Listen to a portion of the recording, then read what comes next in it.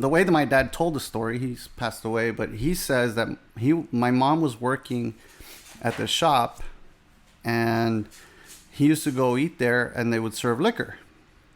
And my dad was an alcoholic, and my mother hates liquor now, so I think he took pride in, like, yeah, your mom used to like open up the liquor bottles for me and like hand them to me when he was buying them, right? And that's apparently how they met. So at that point, my dad was closer to his 30s. He obviously was a grown man, had been with another woman, living with her, had a child. My older brother, who I have only seen a handful of times in my life, obviously from my father's side, should be close to 60 now. He was like 11 years older than me, or he should be 60 already.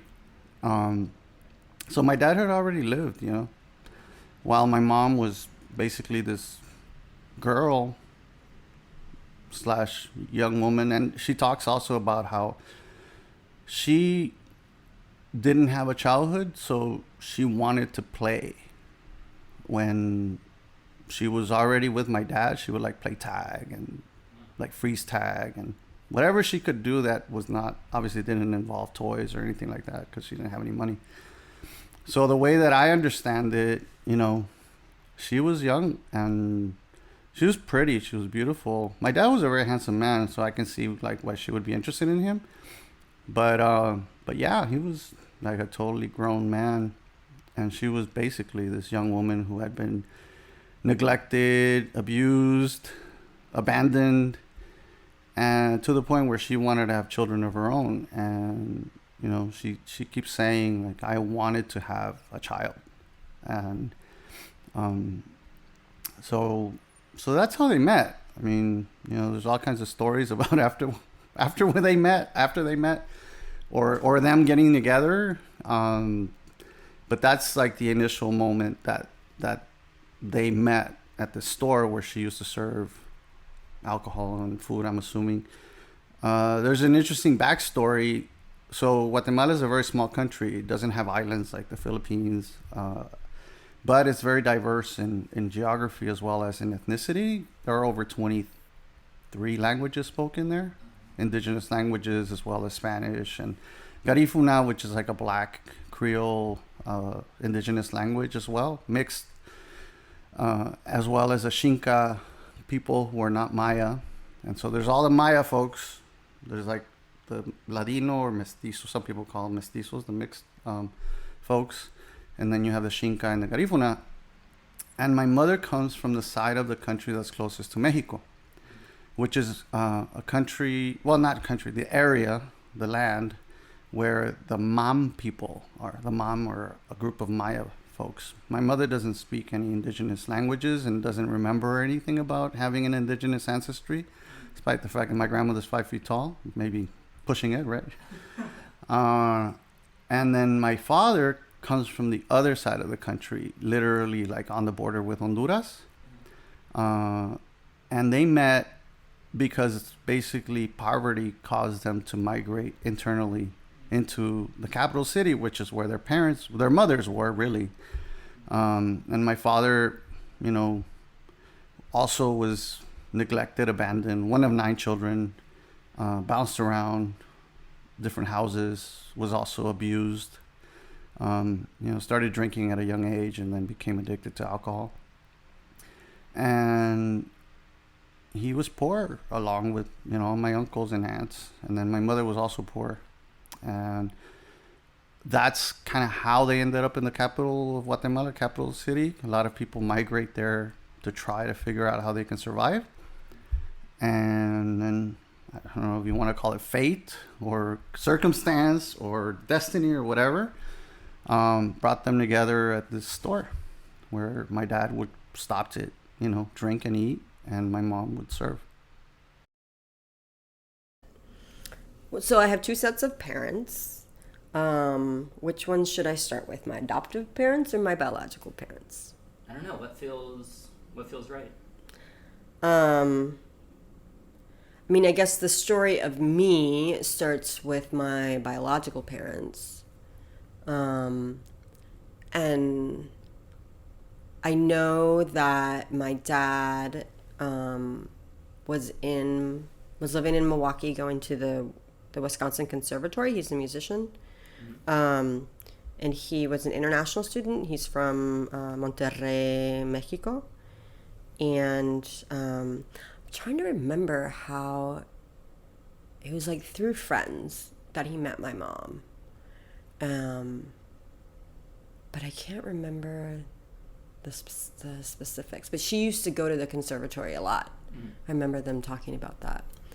And I guess maybe because with the reunion with them, we talked more about me. But I mean, I've had questions about them. But yeah. But then they met, and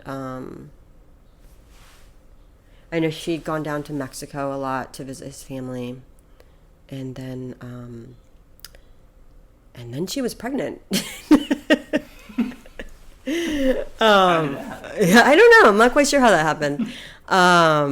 But yeah. So then there's me, and they decided to relinquish me because their relationship was really rocky, and they were Catholic. But then he got into the graduate school at the University of Arizona, Tucson. And so he proposed to her, and she accepted. And so they got married and then moved down to Tucson, and they've been there ever since. And I know before, I just kind of like relationship-wise, when I reunited with them, which was in 2004, I know that their relationship got rocky again, and then I kind of showed up. So I have this tendency to show up in their lives when their relationship is rocky. Oh, interesting. Yeah. I'm the rocky person. The pictures that they've since shown me of them together before I was born, they're so young. It's so funny. To think, also like to think that they were kind of navigating having this child at like that at such a young age. But how did you hear this story? About them getting together? Yeah. I think I asked them, like, I think it was from my mom. I don't think I have my dad's version of the story. We're supposed to see them in Thanksgiving. Maybe I should ask him his version of the story. But he always says, I remember when I first met him, it always kind of took me aback that he was like, he very much is in love with not only my mom, but like physically, like what a woman. She's a great, like that kind of stuff. He's very, very into her physicality and femininity. So my adoptive parents, who they also met in Milwaukee. I was born in Milwaukee, and they met in Milwaukee, and I lived there until I was about 6. And my dad is from Milwaukee.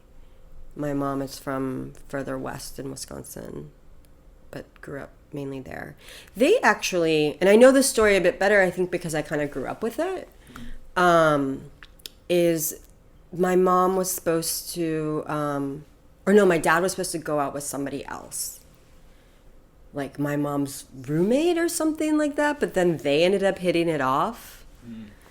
And so, I guess I don't have very much there, but I know that, but it wasn't supposed to be them together.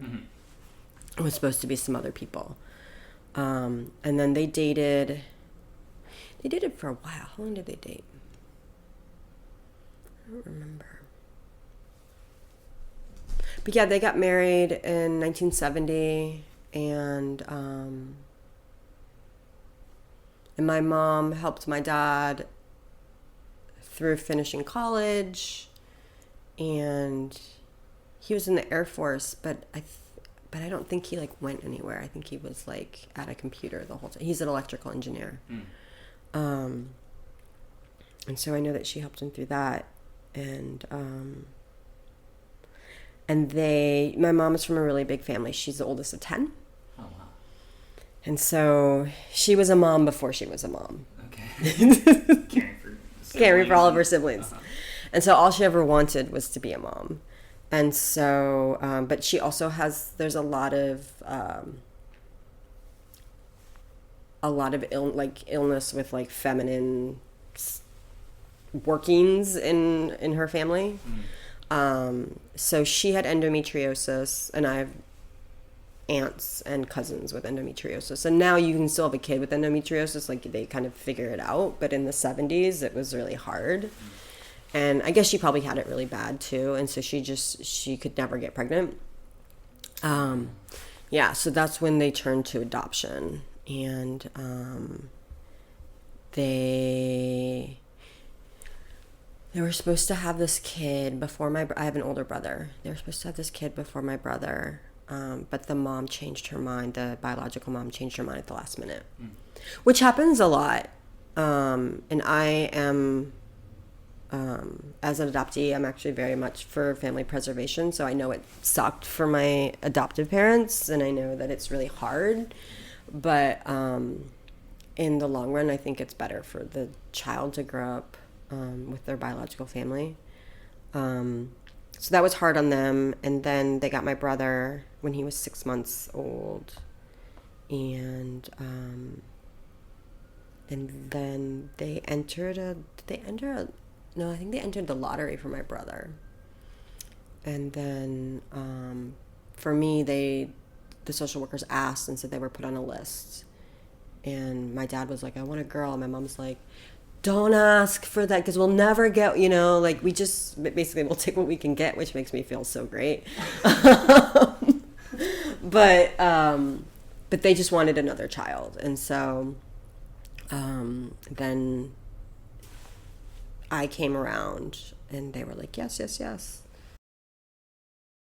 As I recall, they had a mutual friend that my mother and father knew somehow, and that friend introduced them. I don't know if it was at their house or a party or whatever, but anyway, that's how they were introduced, was by a mutual friend. Oh yeah, they were all Chicago, and this was I would say the middle class blacks in Chicago. So they all kind of hung together, so to speak. I mean, it's like any other place where people that have similar interests, they tend to run in similar crowds. So, but during that time, people were because this was probably happened in the late 30s, early 40s, that they were introduced to each other, last century, in other words. You have to stop and think, last century. And there was no internet at that time. No. And they had one phone, and usually it was a party line. I remember this is before your time probably, but I remember when the first phones we had, you could pick up the phone and somebody else would be talking. And then you had to hang up and wait until the line was clear. Yeah, that was right here in LA in the 50s. It wasn't like today when, you have you can't be heard by anyone else. They were, what do they call them? Party lines. My memory tells me that they were called party lines, but I'm not sure about that. And so you could pick up the phone and somebody else would be talking to somebody else, and then you had to hang up and wait until they finished. So anyway, they were in Chicago, although my dad, you see, he went to school in Minnesota. To college in Minnesota. I don't know. I think he might have been in Mississippi. They might have sent him to Mississippi through high school, but he was usually sent away to boarding school. So, he'd come home, I guess, in the summer or whenever, and they would, have parties. And I suspect that's how they met, although I don't know for sure. I just know that their mutual friend introduced them.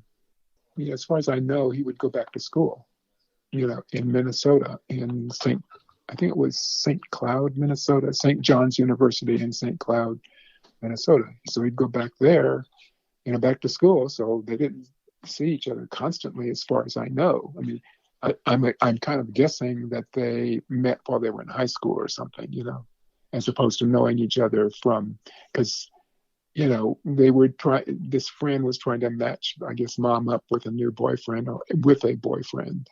It's a family that they knew pretty well. And they're all deceased now, but Joe knew my mother and her family, and the girls would get together and talk and stuff like that, I guess. And I remember my grandmother talking about having a party for the girls, so and it was like a sleepover party. And so with my dad going back and forth to school, I suspect that they probably just mostly saw each other in the summers, or when he came home for Christmas or whatever. To be honest, I can't recall. Somehow, I don't know whether it was Joe that told me or whether it was, mother or dad that told me. Their families were pretty close. I mean, Dorothy and I, our first apartment together after we got married was in an apartment that was owned by that family here in Los Angeles, because Joe moved to LA.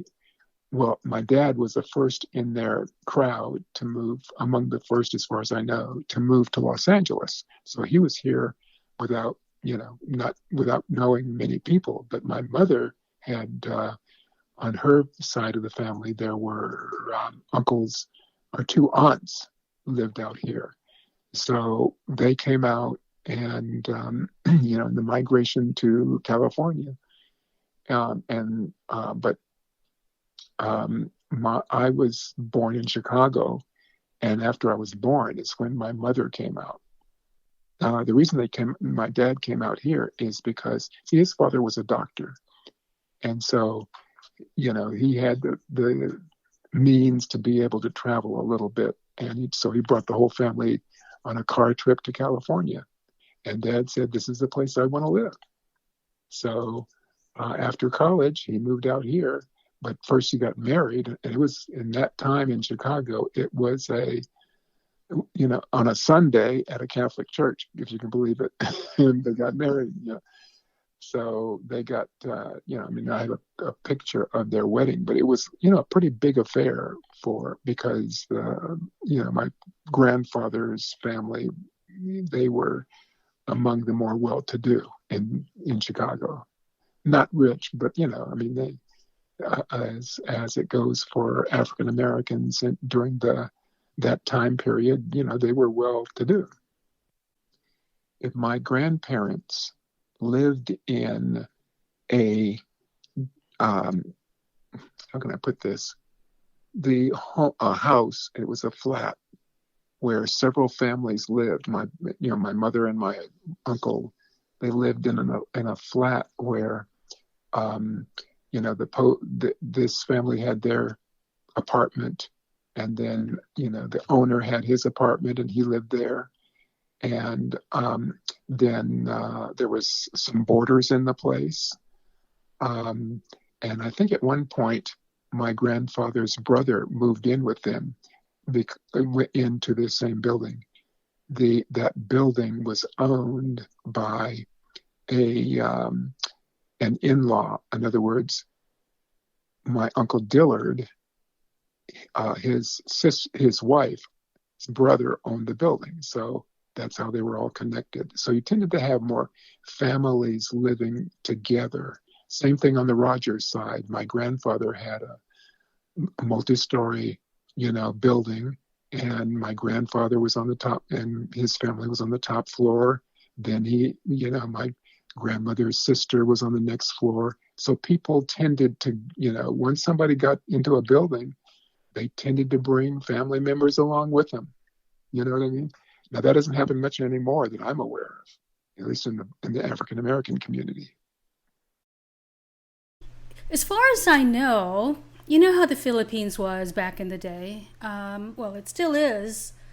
That you're usually hanging out with your friends, and then you meet another group of friends, and then you meet somebody who was part of that group of friends, and then you get close and you start dating. Of course, you know, this was back in the 50s.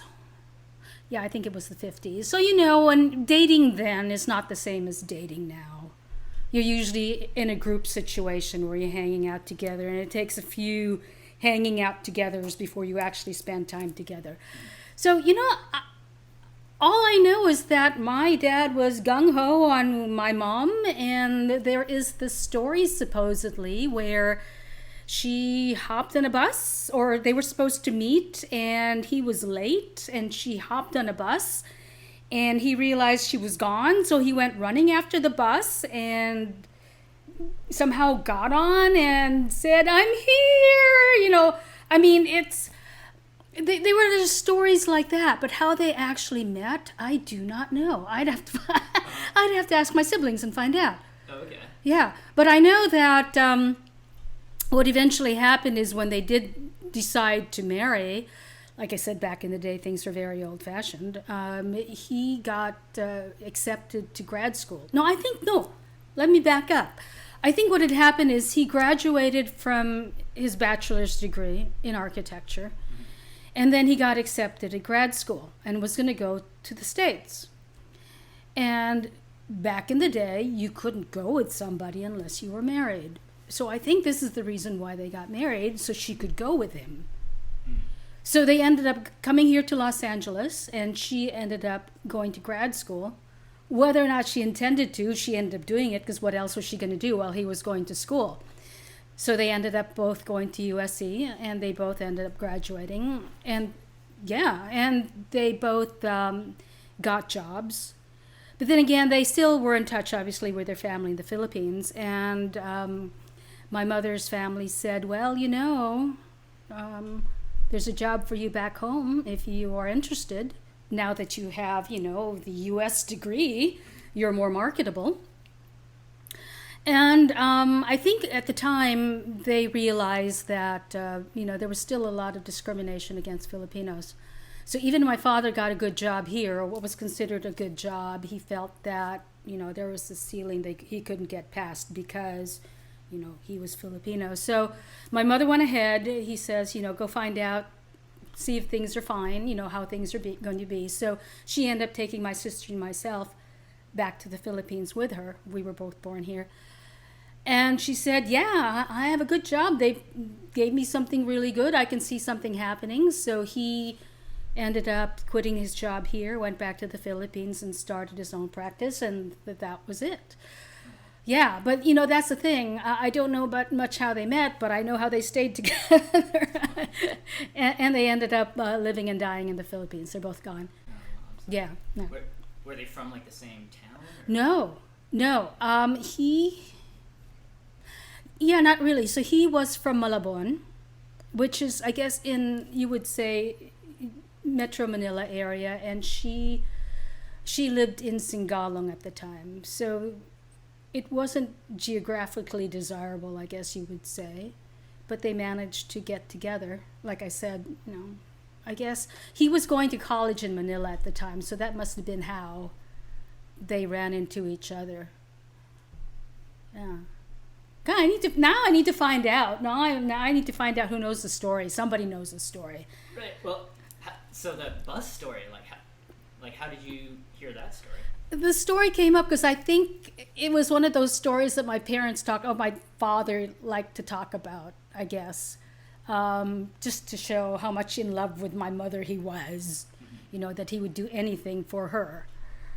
When he was wooing her, when he was, you know, trying to get her to pay attention to him.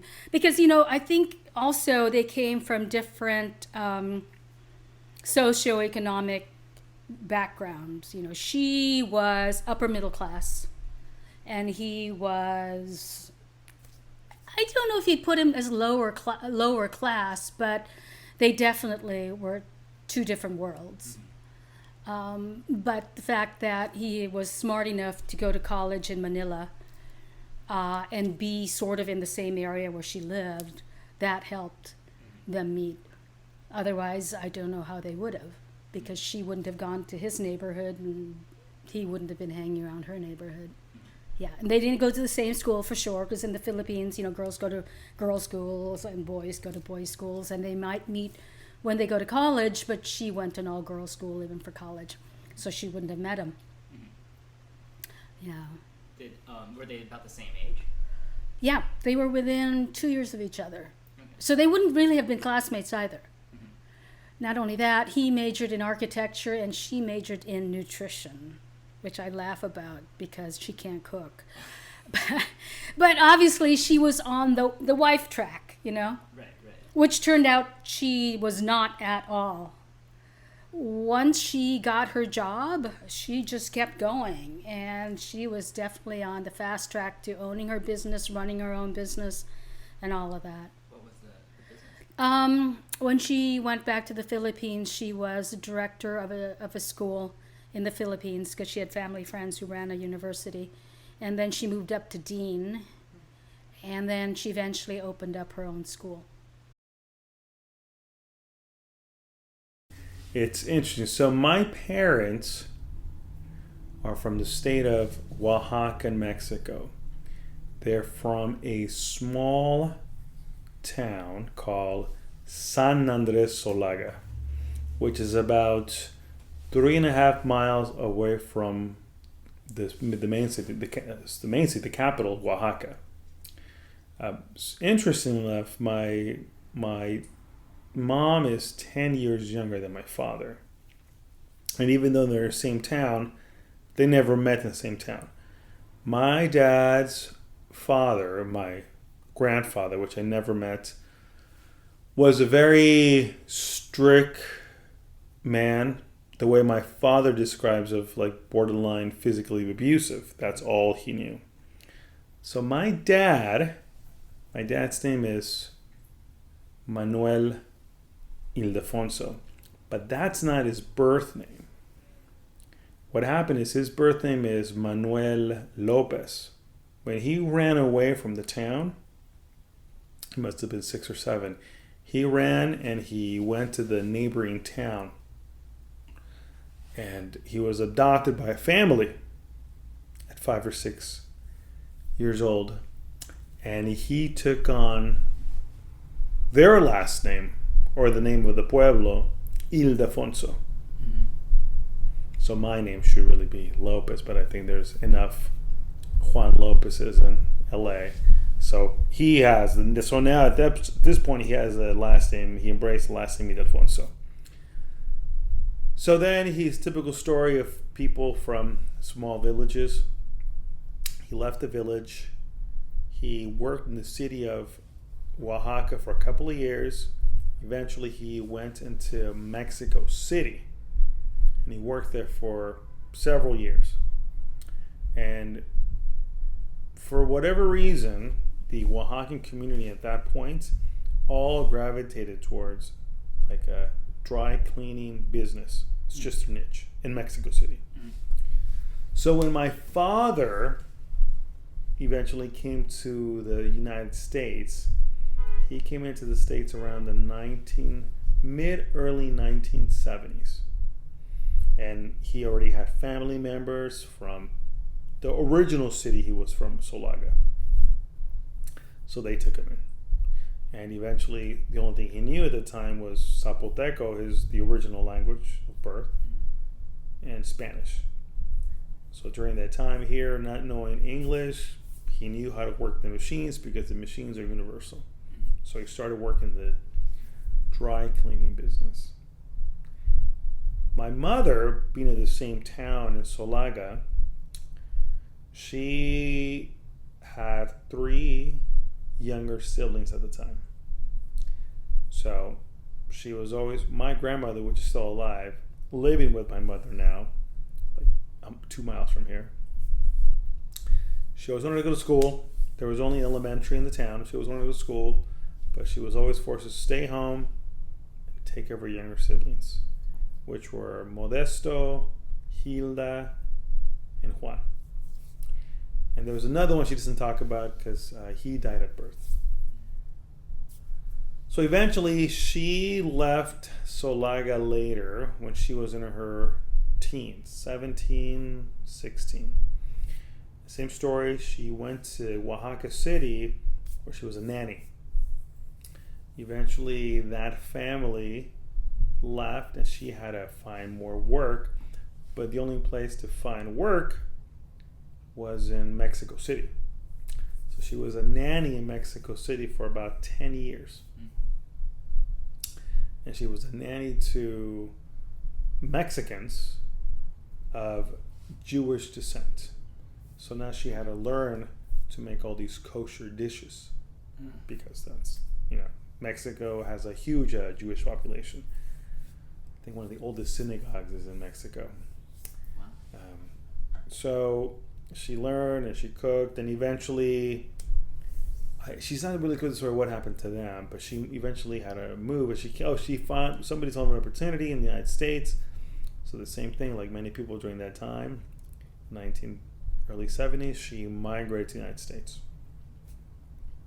And eventually being in the same Oaxacan community. So Oaxacans always, like many different people or groups that come into the States, they gravitate to their own kind because it's what they know.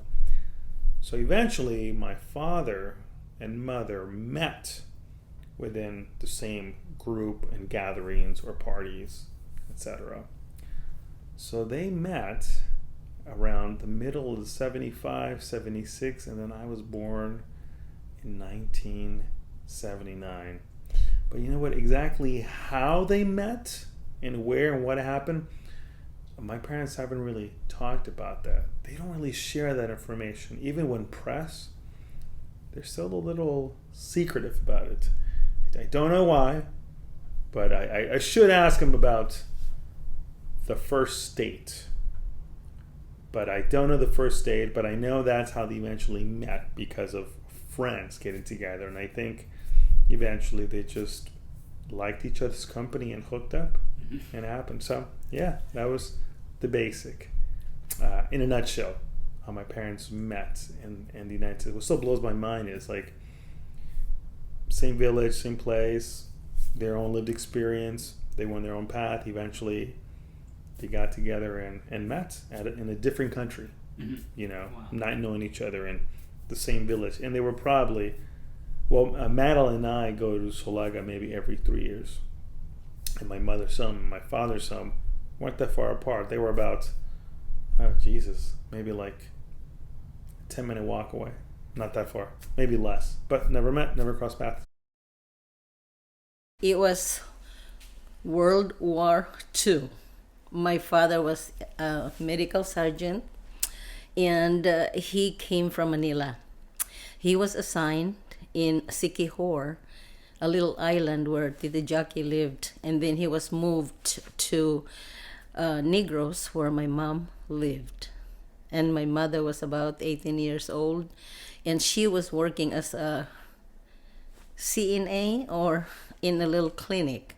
So the place was owned by Haciendero, the Lopezes, who live in Manila, and she was working in the clinic as a nurse's assistant. And then my father was assigned in that place. Well, my father was handsome. He was about 4 or 5 years older than my mom, and my mom was 18 years old, very pretty. And I think she told me that at that time, since the Philippines was under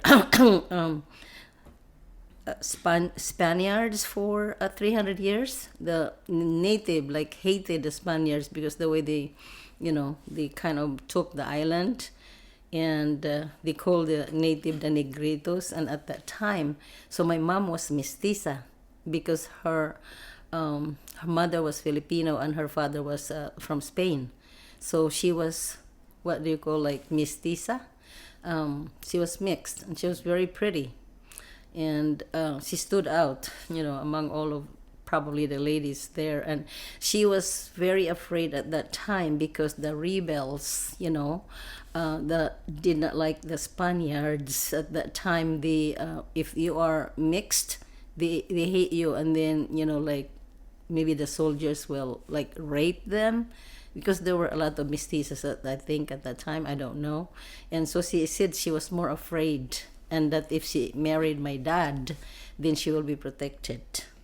And then they got married. Since it was wartime, they I think went to Cebu, where my grandmother like was born and grew up. That's my mom's mother. And they were married in a little island called Sipaway. It's not Negros, it's Sipaway, it's a little island. And they told me that they were married there. And so that's how they met. So my father was a medic, or a medical sergeant. So when there's a soldier that get like wounded, so my father takes care of them. And probably some of them were being brought to the clinic, and so that's probably how they met. Oh, okay. Like at the clinic. Yeah, probably the clinic. Because she was like a caregiver. She was CNA. the caregiver, but she was not having a training, but she was just like, they called it like nurse's assistant, because at that time, the clinic, there's a nurse assigned, and she had to have a helper. So my mom was a nurse helper. And I assume that's the way they saw each other. And how long after they met did they get married? Well, that was a good question, because as I said, maybe the wedding was done immediately because of the fear. My mom was very fearful of the soldiers, the Filipino soldiers that were they're retaliating, or they're making fun of the mestiza, and then like things come into their mind. Well, you're a mestiza, and then your father was Spanish, and your father were under the Spain, and at the beginning they were cruel, and they're making the native Filipinos maid, and then they remove all their their stuff, and like they take away. I don't know, it's probably the same as when like when people try to, how do you call that, like colonize, yeah. And I even heard that the Spaniards who came there, the people that own the land, they said, well, I have fork and spoon, I have silver. And then the way they just kind of removed, they said like, you don't own this land anymore. They ride in their horses. I don't know how bad it is, like I heard it. And then they said like, as far as I can see, it's mine now. And then here's a fork and a spoon, a silver. We give it to you, and then you have to get away from this land. I mean, I don't know how true that, but that's how I heard, that they were kind of not nice to the native, stealing the land basically. And they were helpless. They didn't have a gun, and they were, ignorant. I mean, they were not very. At that time, that was my great-great-great-grandfather. I know that my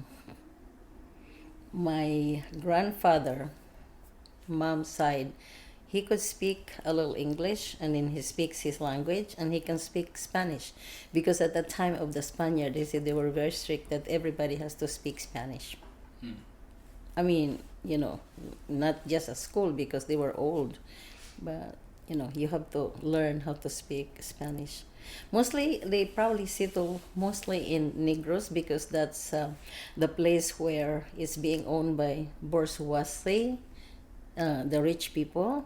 And that's why it's hard for us to own a land, because there's nothing to buy. Like acres and acres and acres is owned by one person. They call them the haciendero. I don't know if the hacienda owners. And like maybe like 600 like acres is owned by one person, another 600 by one person. So there's no chance for other people to buy your own. That's how bad it is. So when they get married, did they move away? No, They still stayed there. They stayed there. It was wartime, and then at the time they were under the Japanese, and so they said that before the Americans came, and so they were running.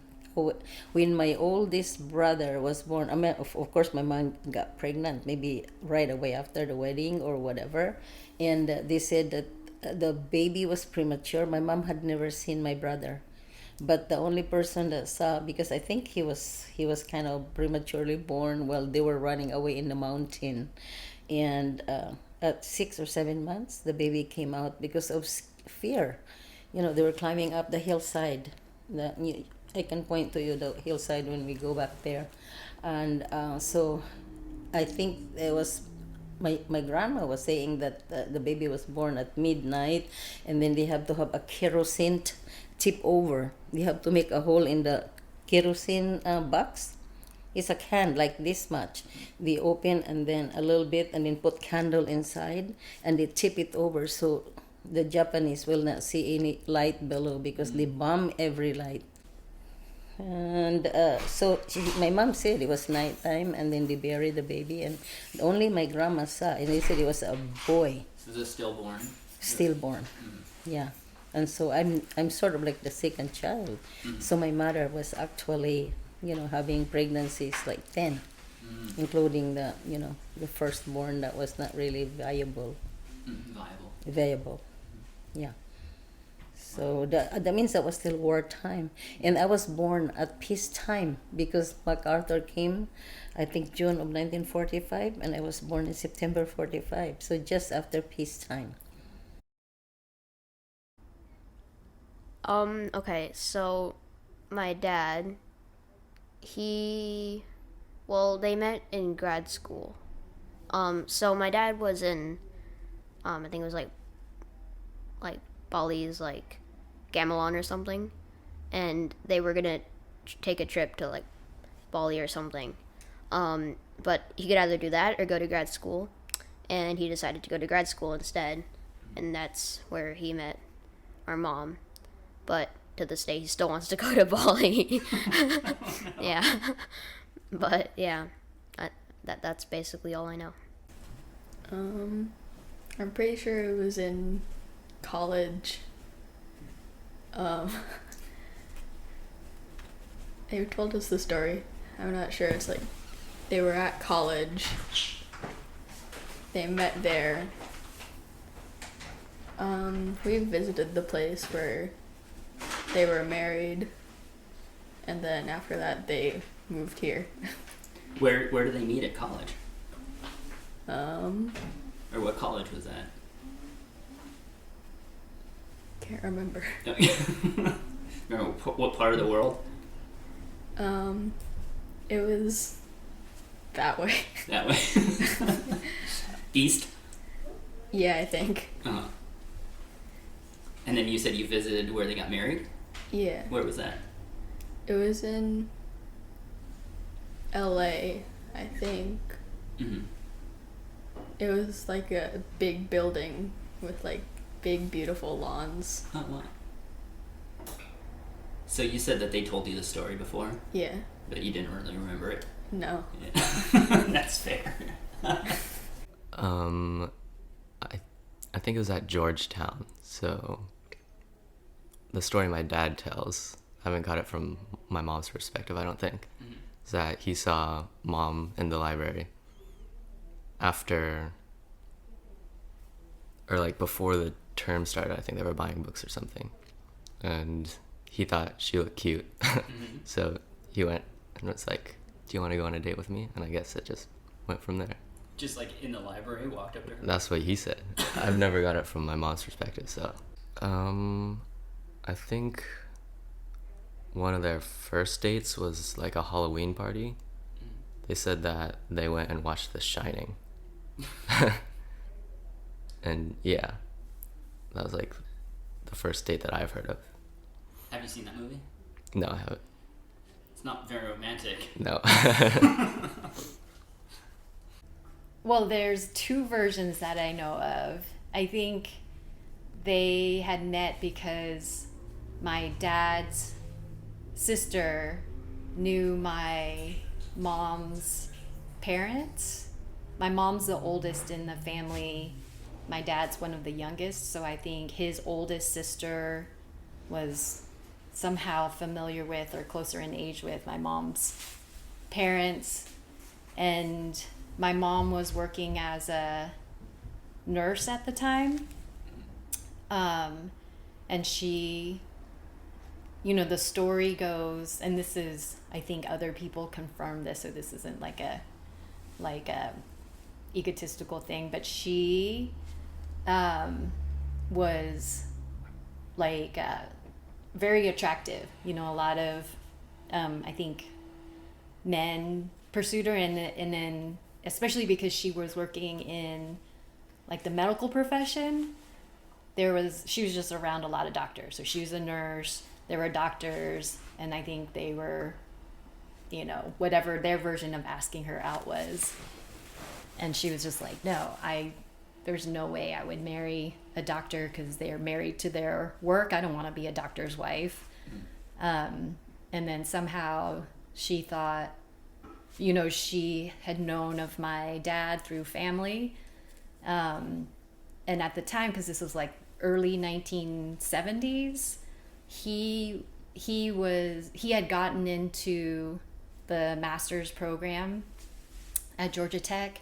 He also was going to university. So I think my dad was just like pretty smart, like unusually smart. And my mom, I think, was attracted to that. Mm-hmm. The brains, and also the fact that he's so smart that he actually got to go to and be accepted into an engineering program in the U.S. And so she's like, there's something special about this guy. Oh, so where were they? They weren't in the U.S.? No, this is Taiwan. Oh, okay. Yeah, so they're both from the southern part of the island, not that close to each other. So that's like, I don't know how their family were acquainted with each other. That'd be a good question for me to ask them. I mean, that's as far as we heard in the story. They just somehow knew each other. Mm-hmm. So not that many people from Taiwan had been able to immigrate to the U.S. or even to leave there, because it's also like the era of martial law. So Chiang Kai-shek, from the nationalist government of China had fled and then took over Taiwan, but this is when the communists had pushed them out. But in Taiwan, that wasn't a great situation. So anyways, those were kind of like the circumstances for their meeting. And I know that they were writing letters back and forth while he was in grad school here in the U.S. And we've seen the stack of letters. I think my dad's the more romantic one, although he always seemed like super gruff growing up and he wasn't very emotional with us.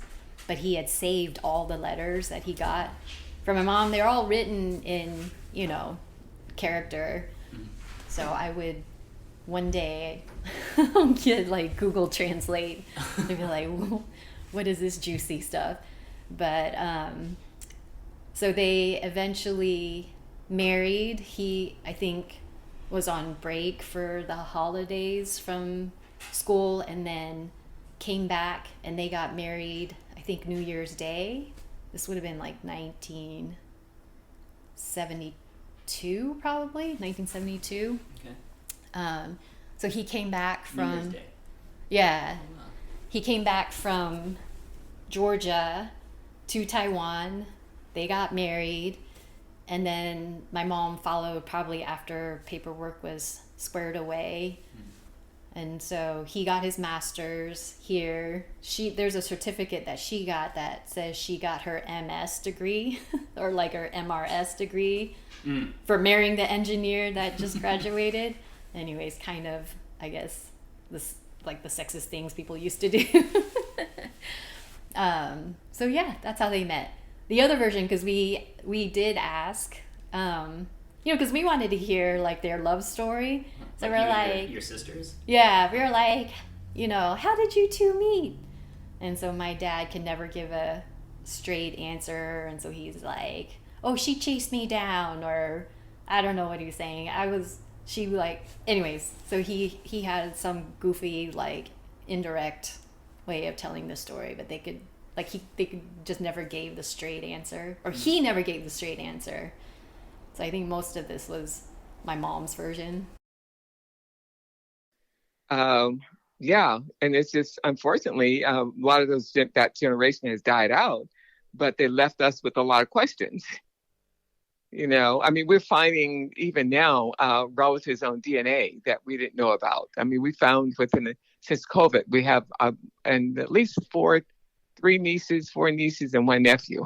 So, because I have 11 brothers, so you can understand that piece of it. Well, not necessarily understand it, but I'm from a large family.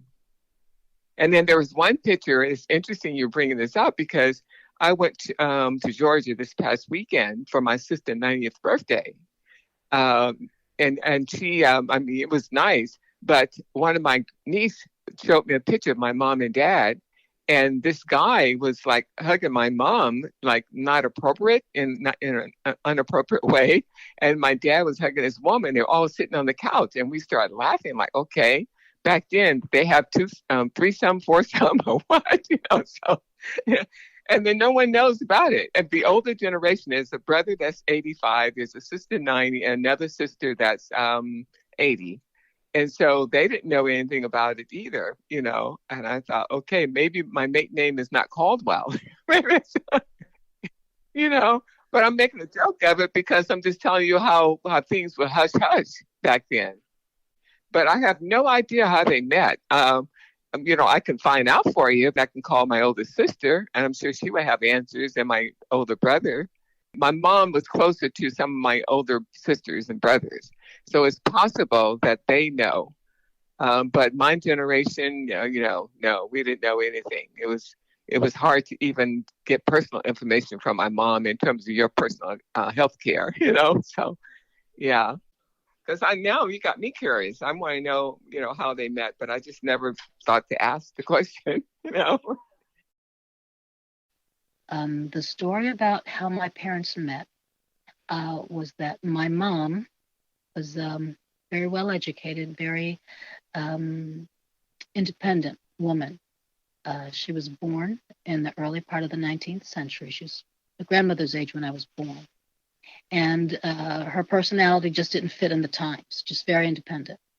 As she was going through life, 21, 22, 23, 24, all women were married at 18, 19, 20, 21.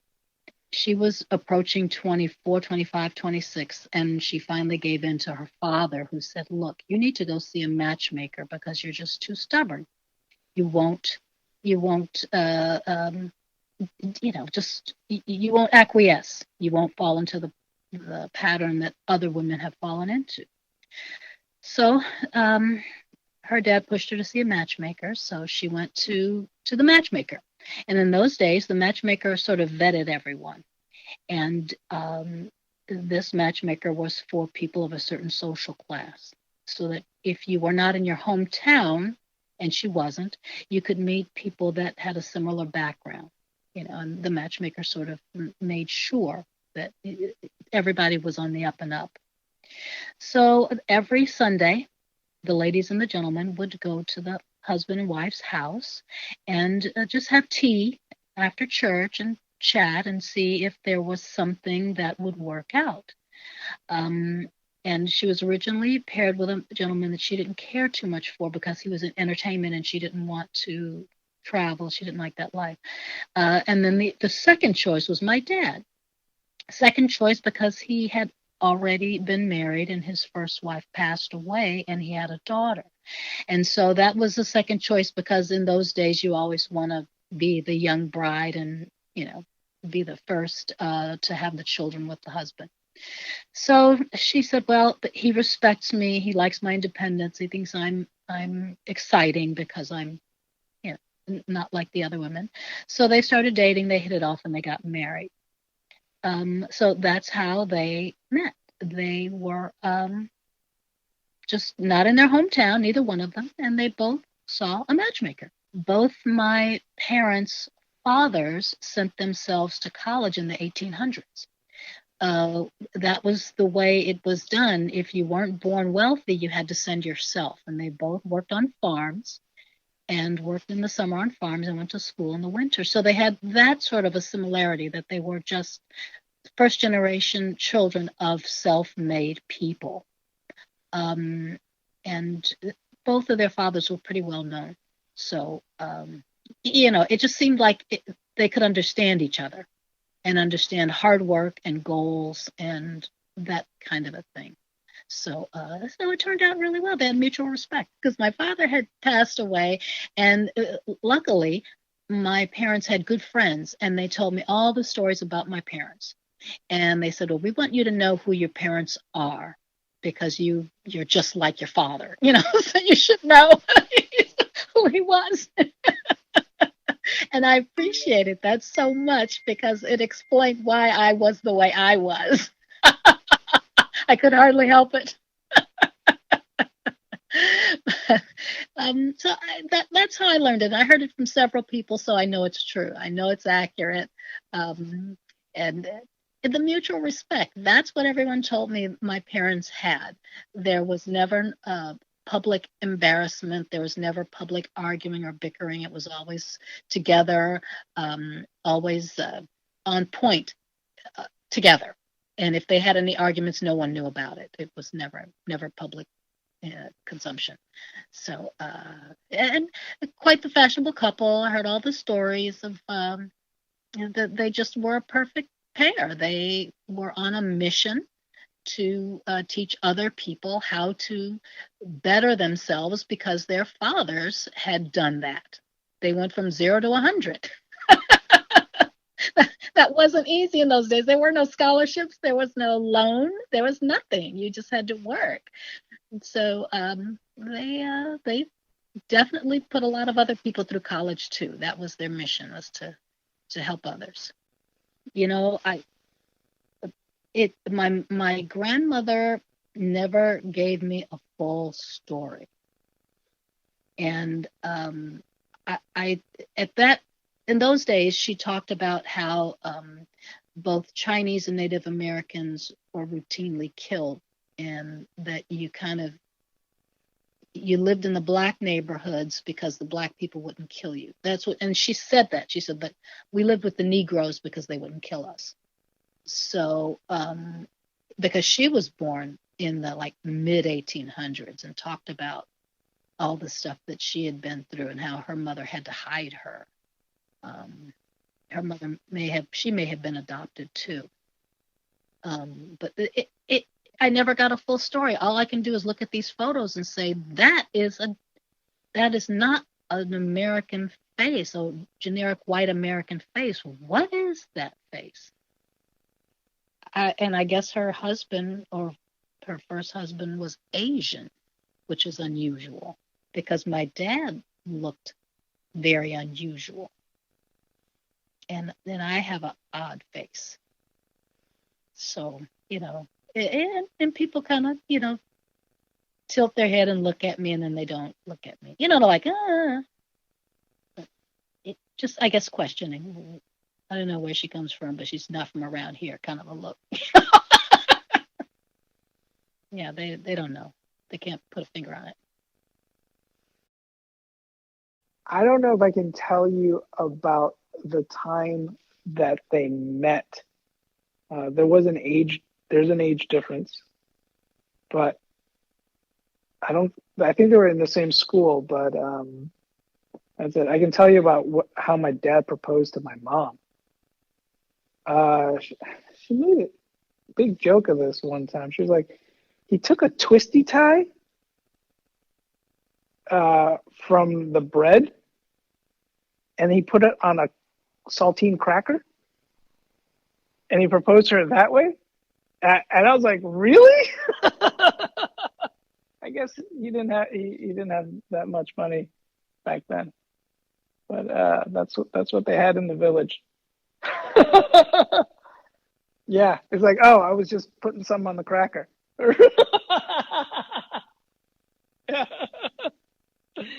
Yeah. This is probably in China, deep in the village. Yeah, so Toisan is it's 2 hours away from Guangzhou where the city is, so it's deep into the mountains. And within that area of Toisan, it's like a small farming community. And within each community, there are little hamlets of houses. My mom lived in a different hamlet, which I got to visit, and then my dad, lived in his hamlet. And I guess they knew each other from school. My mom's older than my dad, and I'm not sure exactly when they got married. Pretty young, because they didn't go to college. After high school, that's it, you're done.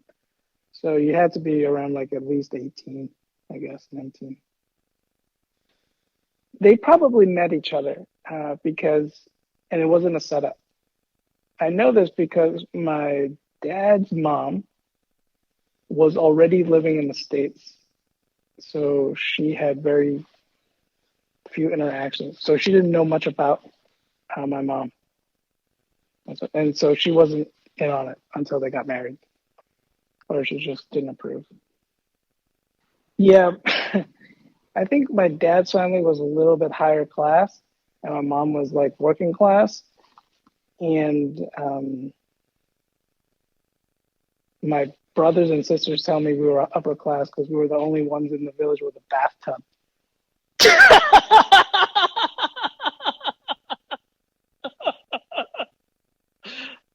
Yo, they said they would come from miles around just to like, look at it or like take a bath. And I was like, huh? That's what I heard. No, man, I've been back to my home village to look at the estate. If you can call it an estate now. I'm just like, wow, this is just, it's a lot more humble than you can imagine. Yeah. So back then they had nothing.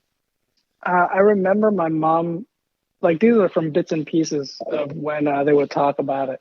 It didn't come out in a long story, but it would come out in spurts and pieces. Like if my mom was making fun of my dad, she would say, "Oh, remember that time you gave me that ring on a cracker? I should have said no."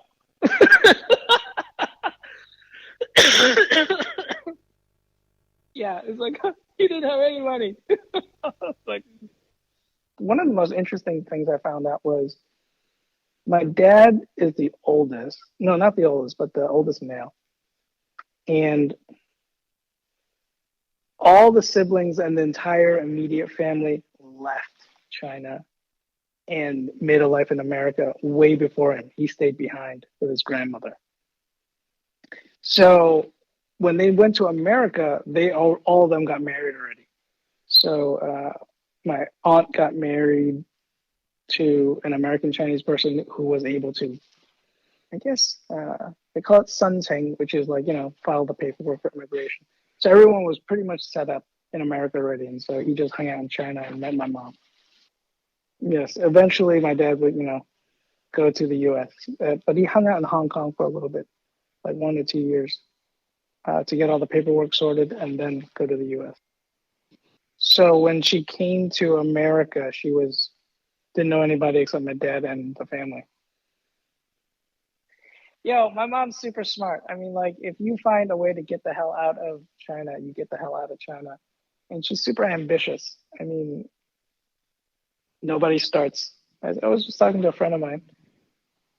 Nobody starts their own business like right off the bat and keeps it going for like 30 some odd years in New York, out of nowhere. Immigrants are crazy like that. So there's a special kind of immigrant that does that. I know that story pretty well because every time I see my parents, they probably tell me. My mom was working in a student dorm. I think she was working in the kitchen there or helping out or something. And my dad was a student there. And my my dad is kind of a tall guy and my mom is a smaller, not so tall woman. And she really likes tall men for some reason. And she picked out my dad and she told me, she really liked him. So she started to feed him extra desserts because she had access to the kitchen, and that's how they kind of became acquainted, and that's how my mom caught my dad, basically. Pretty much, yeah. I think my mom would tell me that story. My dad would not admit so easily to that. Why? I don't know, he's just more like an old grumpy guy, so he just doesn't engage so much with that. I think he would go along with it, and he would maybe add how hungry he was at times, because it was 1950 or something like that in Germany. So there were still a lot of poor people after the war. And if you look at old photos, they're all really skinny, and they're not like very filled out during these after the war, basically. So food was kind of a big topic thing, I think. So yeah. So it's more significant than just like hooking someone up with like a little extra helping. Yes, I think it's access to sweets and was very limited still, I would say, and not very common, not available everywhere at any time like now. Very clearly, my mom, she gave up her job, which was actually higher paying at that time, because she had kids. She had like 3 kids. Gave up her job, became a Hausfrau, some woman who stays at home and takes care of kids. And my dad worked. And later on, my dad had a business, so it's also very kind of typical that then the wife gets kind of drawn into the business and does the books. So, like a small business type of thing. So, that's what I mean with these gender roles. And do they push back against those at all, or did you hear like later like resentment about having to like raise kids, or Yeah, I mean, she would always say, "Oh, I should have not given up my job," or because once when the kids are old, and it might be better to still have a job or something else to do, And it's also, I think, what has changed is there's not so much dependency in more modern relationships, because it's more equally. People meet on more equal terms, I think.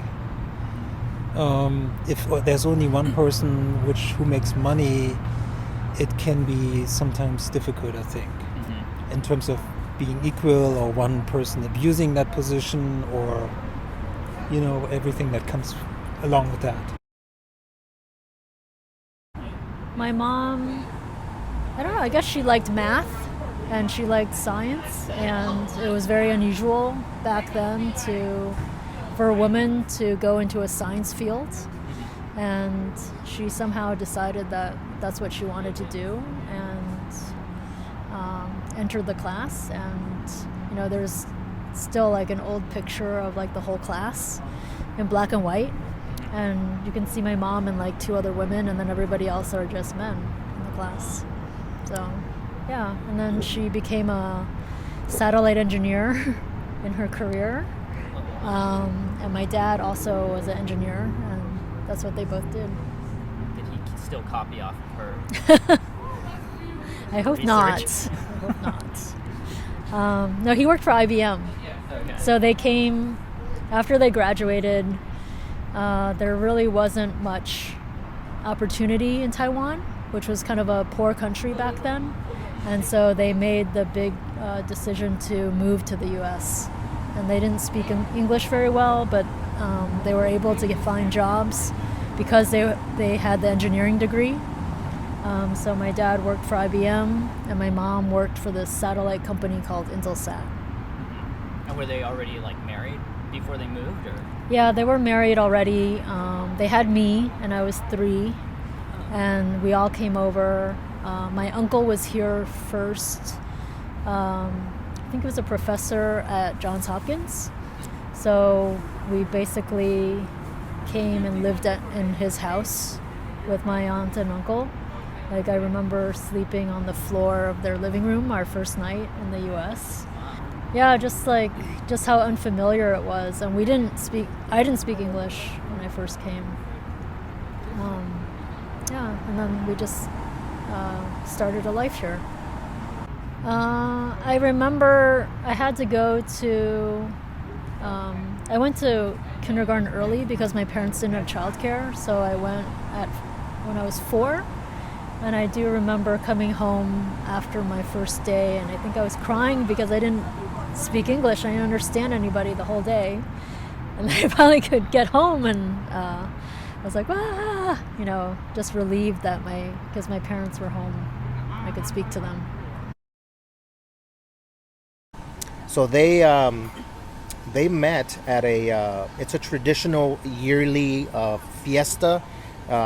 It's celebrated every year on the 20th of November, and it's in a small little town in Mexico called El Tule, and it happens every year like clockwork, and it's just big bands, a lot of liquor, a lot of food, and dancing and partying, and that's where they met. My mom said, yeah, we met on November the 20th.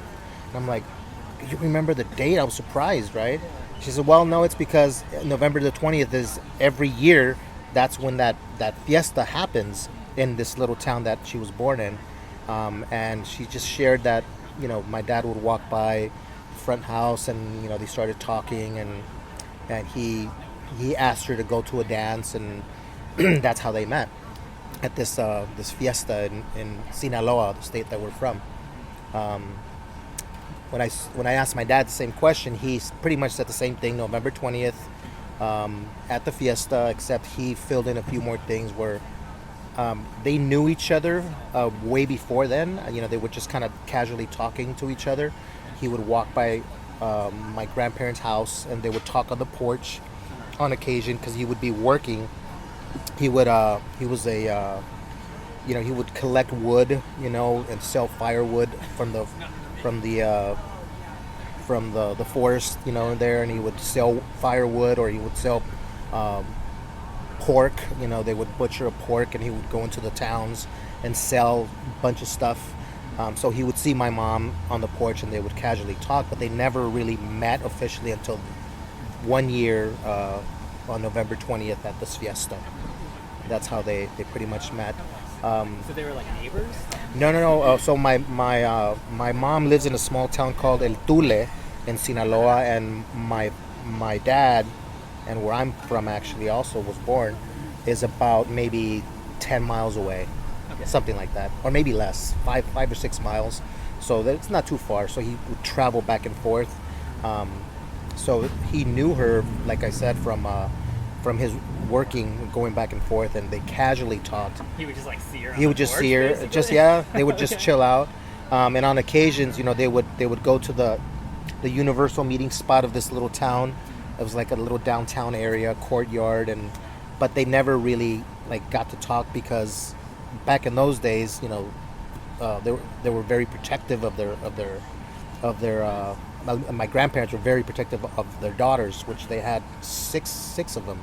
So they were very protective. So they didn't let them out too much. They were in very early, So my dad always was out, making sure that when he saw her, he would try to talk to her. But the official day was that November 20th one year, where he went on to share that day. Now his brother-in-law, I guess it would be his brother-in-law, my mom's older sister, some guy was courting her, and my dad had just happened to be along, and I guess they hired a band. It's called a banda, like a serenade instead of like a mariachi band. It was a banda, a band, and he hired them first for my mom's sister. They serenaded her, and my dad said, "Why not? I mean, we paid you guys already." Might as well. 2 for 1 special. That's what he said, and he laughed about it. So they went over to my grandparents' house, and they stood in front of the porch, and my dad serenaded my mom with his banda. But prior to that, he went back and he says, well, we were all drunk, and I guess the first serenade kind of took a little turn because the guy got really happy and he started shooting in the sky. Just out of joy that he was serenading this woman that he liked. And I guess the family, the uncle, grandparents came out and pretty much chased the whole band. Everyone just ran to the hills. The trumpet guy was a blind guy, and he ran into an empty well, fortunately, and he fell into a well. And my dad's just laughing the whole time. He's like, "Yeah, we knew he was blind, but when the shots fired, and then all the commotion happened, everyone ran their own way, and the trumpet guy ran right into this well, which luckily was empty. It wasn't too deep, and after a while, my dad pulled him out using his own trumpet, and then they headed over to my grandparents' house, and they they did the serenade there, and that's how they told it." My father is from Chiba, which is just east of Tokyo, and my mom's from Hiroshima. And after the war, they stick it out in Japan for a while because they're still kids, and then in 1957, my family decides to move to Los Angeles from Hiroshima.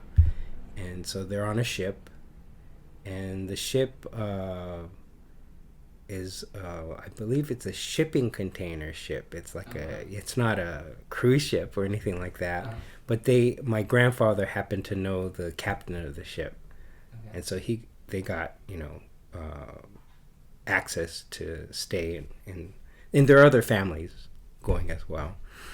This is during a period of time a lot of people are coming to the U.S. or Mexico or someplace like that. So after World War II. So my mom would have been something like 14 or 15, and my dad would have been 17. But he's working on the ship. He's the assistant to the cook on the ship. Mm-hmm. And so the story is my mom was chasing after little kids, playing with little kids. And then around the corner, my father had a bunch of vegetables and fruits and stuff, and they literally bashed into each other at the corner. Oh, no. And there's like fruit and vegetable all over the place, and that's how they met. Uh-huh.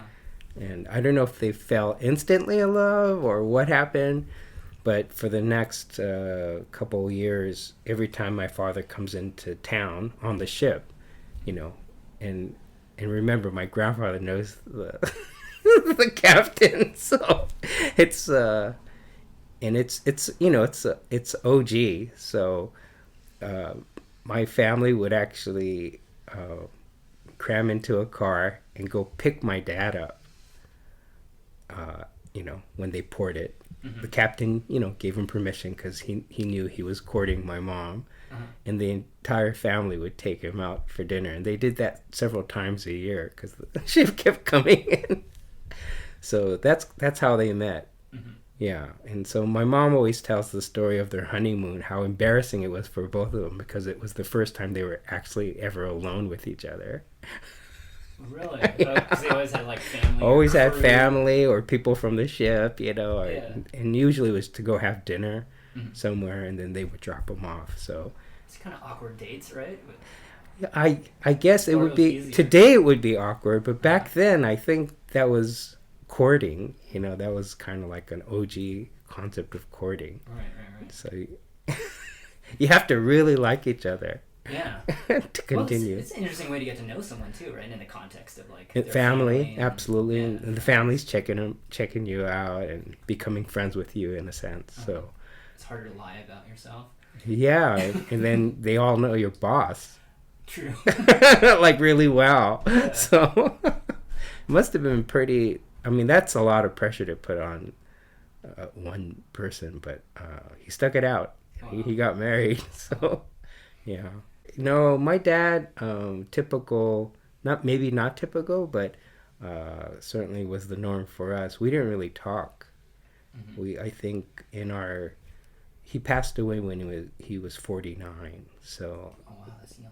We had a kind of short period of time with each other in that sense, and he was like hardcore OG Japanese man. He worked constantly. When he was home, he was either sleeping or working on his hobby, and so we never did anything together per se. We never really talked. I think in my life, I think I had 3 conversations with them, and he did all the talking during that conversation. So, Really? Yeah. My interaction with my dad was primarily good morning, good night. Mm-hmm. Do you remember what those conversations were about? One was, you know, his business, I think, you know, and how the restaurant was going. Another would have been something in probably couched in the time that I didn't want to work at the restaurant anymore. Mm-hmm. So there was that. And then it was a very rough thing for him, and really probably the entire family, when it was time to select a college. You know, I guess when I was a senior in high school or maybe a junior in high school, telling them that I wanted to become an artist was rough. You know, that was a rough pill to swallow for everybody, because I'm the oldest. Okay. You know, and you know what that's like. So, you know, in a Asian family, the oldest is expected. Mm-hmm. You know, at typical. I'm the middle child, you're the middle, so you should ask your brother if he. Oh, he tells me all the time. Yeah, right. How much harder he had it. Yeah. So all these rights I enjoy. Yeah, I can't say it was hard. I can't say I had it hard. I was very spoiled, I would say. Okay. But I think early on there was an expectation, and it actually took a intervention of a family friend who came over and sort of expressed her opinion that I should go to art school. And I'm not sure if that's what did it, but it seemed to work, because then they decided that it was okay, that I should try and do this thing that they didn't understand. My dad moved to the United States in 1965, a few years after the death of his father when he was 18 years old.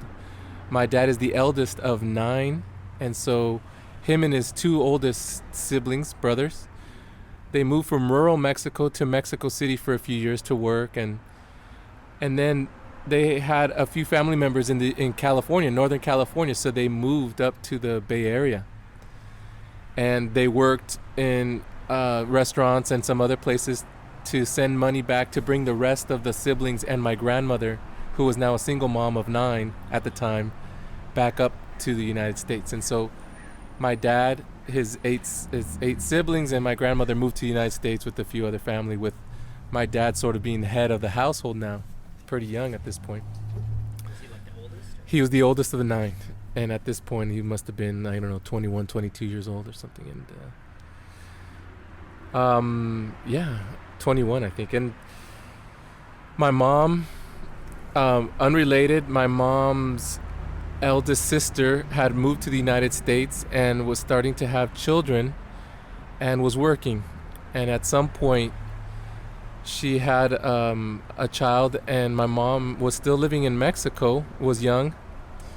And her older sister asked her if she wouldn't mind coming for a few months while the baby was still an infant to help babysit.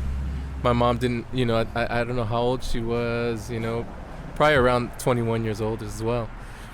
So she came to the United States, also in the Bay Area, to babysit. So it turns out that my dad's brother, his younger brother, was dating my mom's, a family friend of my mom's. Yeah. They were from the same hometown. So my uncle and now my aunt were dating at the time, and they invited my parents over, but from both 2 sides of that union, of that relationship. My mom showed up at the party because of her female cousin. My dad showed up to that party because of his brother. So my parents didn't know each other. Was it like a setup? It wasn't a setup. They just came invited with a bunch of other people. From my uncle invited the people that he knew, and my aunt invited the people she knew. So my parents came from both opposite sides of that. And they met at that party, and people were hanging out. Everybody's young, 20, 21, 22, that kind of age range. There was a house party, and then I think they ended up at this part I don't remember exactly if it was that same night or soon thereafter.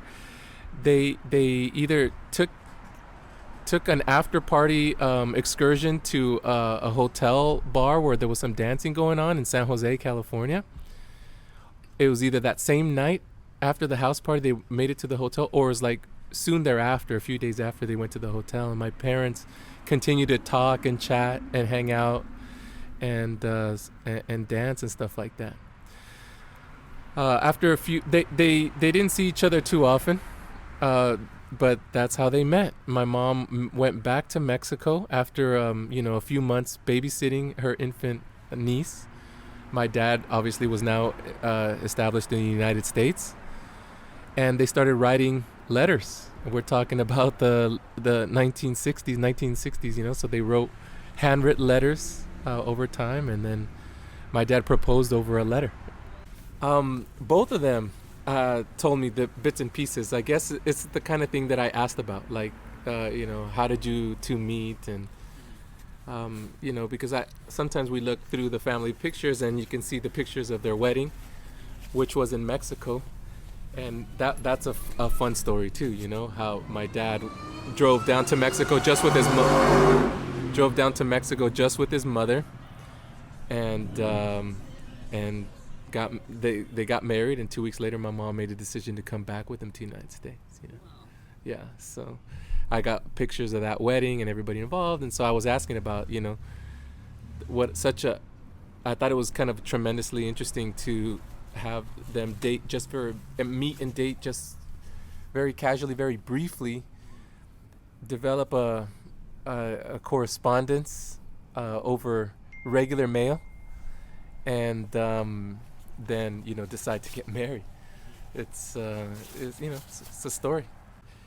I think over these handwritten letters they decided to get married, but in Mexico there's tradition where it's a patriarchal tradition, unfortunately, but where my dad had to ask my maternal grandfather's permission for his daughter's hand in marriage, right? And so I guess my mom had, given indications that she would be open to getting married, but my dad had to, he got my grandmother in the United States, and them two, they drove all the way down to Mexico. It was like probably more than a 3-day drive down to Mexico. My mother's entire family had never met my father, didn't know. And so here's this young guy, shows up with his mom and says to my grandparents, I want to marry your daughter. And I can imagine from their perspective, like, this is wild, this is sudden, who are you? And my dad talks about, like, I just had to muster up my courage and just like tell him who I was, and my, here's my mother, and this is what we're all about. We met, I met your daughter, and I'd like to get married. I guess, I don't know, back in those small towns, I think those things happen very quickly, because my mom is one of 11 siblings, so people getting married young, people getting married left and right. And so I think, my grandfather said, yeah. My grandmother said yes. My mom tells the story that immediately she went to go find a wedding dress. She had to go to a bigger city. She went to Mexico City. So she left for Mexico City. A few days later, she came back with a dress, and they got married, I think, within 2 weeks of when my dad showed up in town and had asked for her hand in marriage. So my parents met around 1970, and they were both living and working on the island of Kwajalein, which is in the middle of the Pacific and was being used as a U.S. military base. And my dad, who was around 40 years old at the time, had basically served in the military or worked in the military like his entire adult life. And so he was there working as a contract worker, operating a bulldozer, and also apparently living his best bachelor life, deep sea diving and like making artistic brightly shined up tortoise shells. Anyway, so my mom, who was only around 20 at the time, she grew up on a neighboring or an island nearby.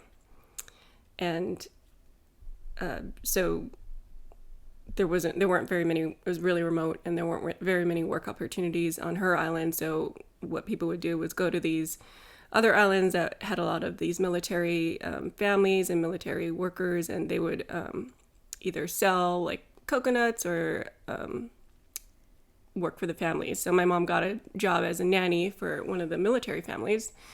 And so that's how they both happened to be on the same island, and basically how they came to meet, I guess, because it's a really tiny island. Everybody probably gets to know everybody. So yeah, I think I had the vague outlines of it. Like when I was a kid, I think I'd seen their wedding photo, and I knew, where my mom came from, and my dad was in the military, and I knew the island's name, basically, like, just, growing up, it came about. I don't, remember an exact first time I heard the story.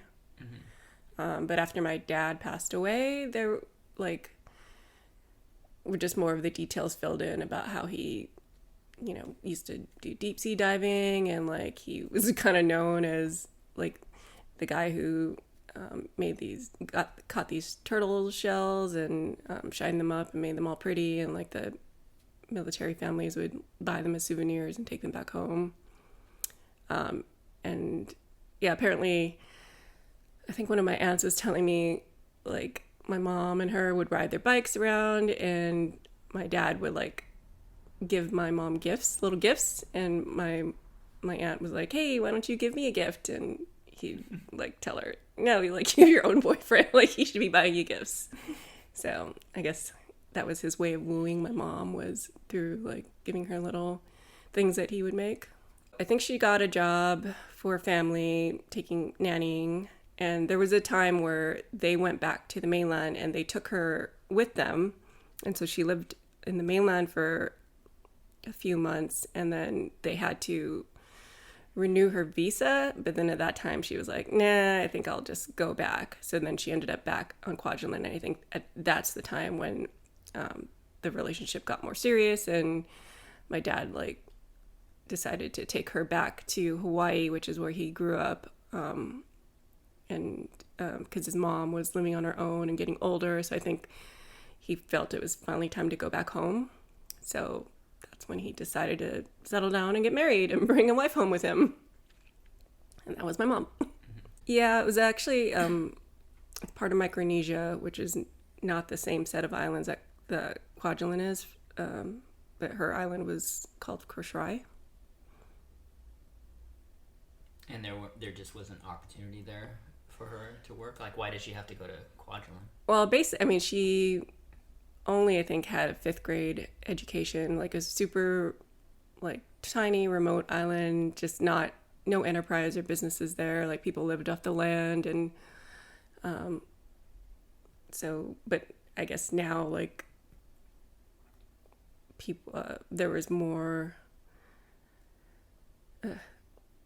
outsiders coming in, first they were occupied by the Japanese, and then they were, I guess, rescued or liberated by the U.S. And so with the U.S. influence and the U.S. military nearby, there was just they found more opportunities to go to these islands where the military personnel were, because they could make money by selling things like coconuts or fish or things that they would farm off their own land. My mom emigrated with my brother and I in 1981 from Cambodia, and I don't know much about my real father, but I can tell you about how my stepdad and my mom met. So my mom was taking ESL classes when she first got here, and she had met my stepdad, who had just moved from Maine. He was living up in Portland for some reason, I'm not sure. I'm kind of hazy on history because I never ask questions and we don't ever talk about it. So he had moved from Maine to Boston, Chelsea, and he got hired as an ESL teacher.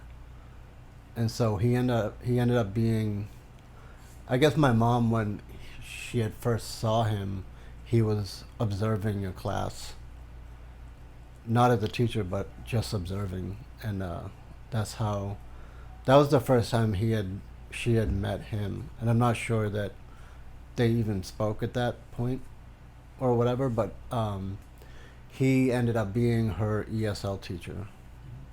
And so that's how they met. But they started dating, I guess, because my mom said they never dated really, but they must have. I guess one day my mom was upset in class, and Peter, my stepdad, asked what she was upset about. And she had said that she failed her driver's license test, and she didn't have like the opportunity to take driving classes and stuff like that. So she went to take her test without really, knowing how to drive. So, obviously she failed the class. And then Peter offered to teach my mom how to drive, and that's sort of how they got closer. Yeah. But apparently, she also added this other bit. There was another guy that was courting her named Charlie, we were sponsored by this church in Cambridge to come over to America. And I guess this guy, he was studying to be a priest or whatever, but when he had met my mom, he was like enamored with her and decided not to go that path.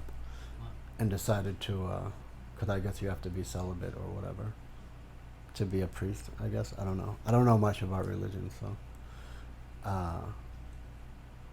This guy, Charlie, he used to take care of me and my brother a lot. Took us skating, like ice skating and the movies and stuff. I remember my first movie experience was to see Return of the Jedi in like 82 or 83.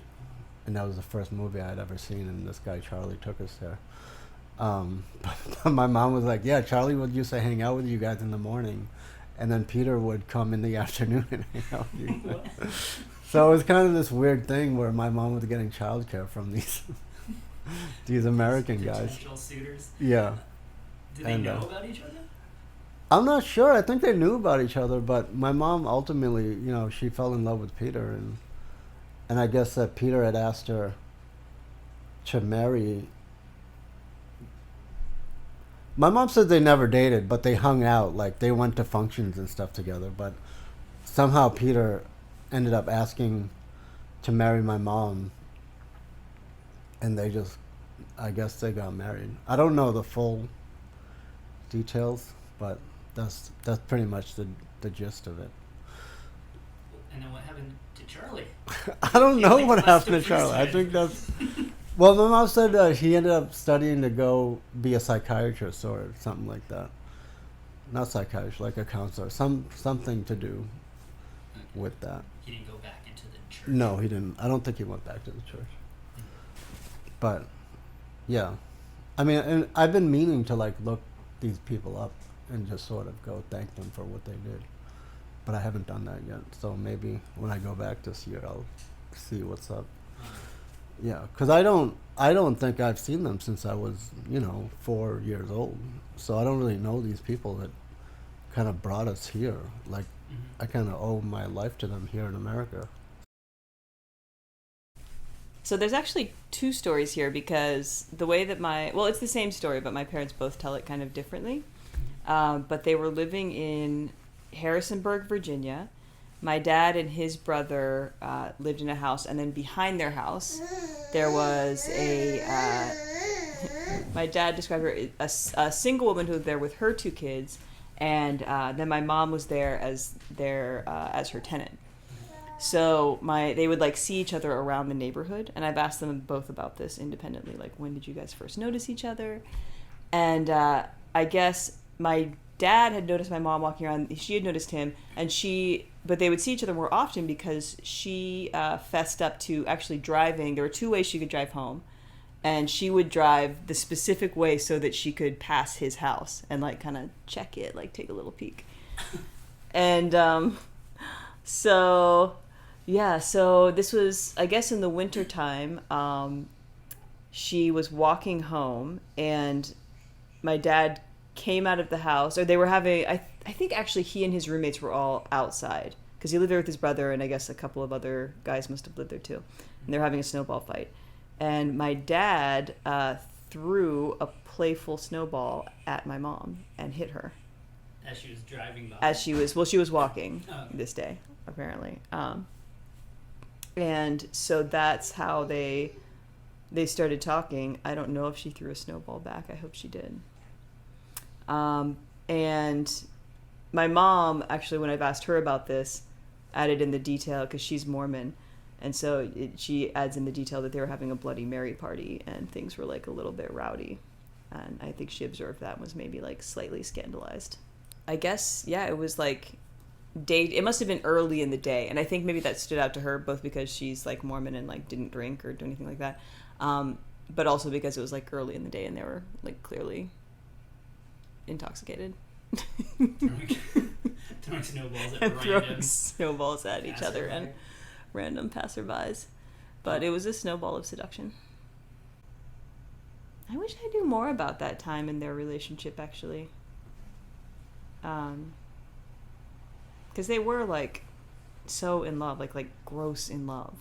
Like even when I was like a really little kid, they loved to like touch their tongues together in front of it, just like really quick, like in front of all of us kids, like not for any reason other than to like totally gross us out, which was so effective. We thought it was like the grossest thing we'd ever seen in our life. But yeah, so I kind of wish I wish I could have been like a fly on the wall to see them like getting to know each other and falling in love, because they were very much in love, and I think they still are. I know they met at a wedding, a mutual friend's wedding. I know that it was definitely old school. My father went to my grandmother for permission to date her daughter. So I know it was old school. That's all I really know. Who was like getting married, or the wedding that they met at? It was a mutual friend. It was in New York City where they both lived. Black tie, fancy affair. My father had a streak of gray, so he looked very distinguished. So maybe that sparked a little something in my mom. And my mother's father was not around. My grandmother was a very strong, independent woman, and when it got to a point where it wasn't a good situation, she just asked him to leave. She taught piano in their apartment up in Harlem. That's pretty much how she made her money. And she cooked for people. She was an amazing cook. But I think my father, besides being old-fashioned, he loved my grandmother, my mother's mother, and respected her, and just wanted to do what he thought was right, which was to ask permission to date. Well, he kind of stood out. He was a very dapper,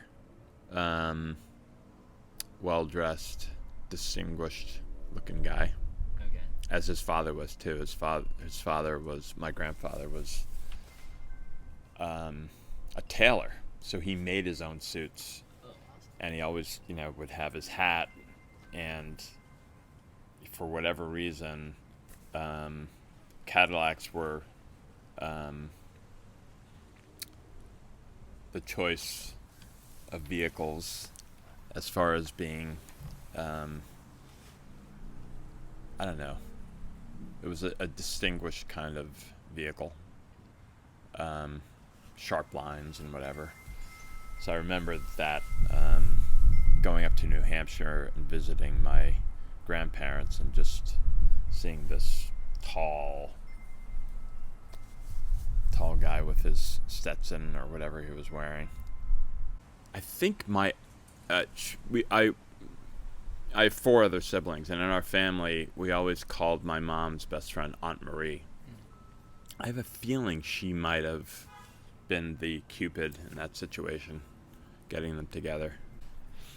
Because my mother grew up in Harlem, my father grew up in New Jersey, but then ended up living in New York. So it might have been like the same social circle. But it's nice to think about that, them getting together. They bought a home in Hollis, Queens, and that's where they had all of their kids. And when my twin sister and I, who were the youngest of the whole family, when we were born, about a couple of years after that, we kind of outgrew the home we were in.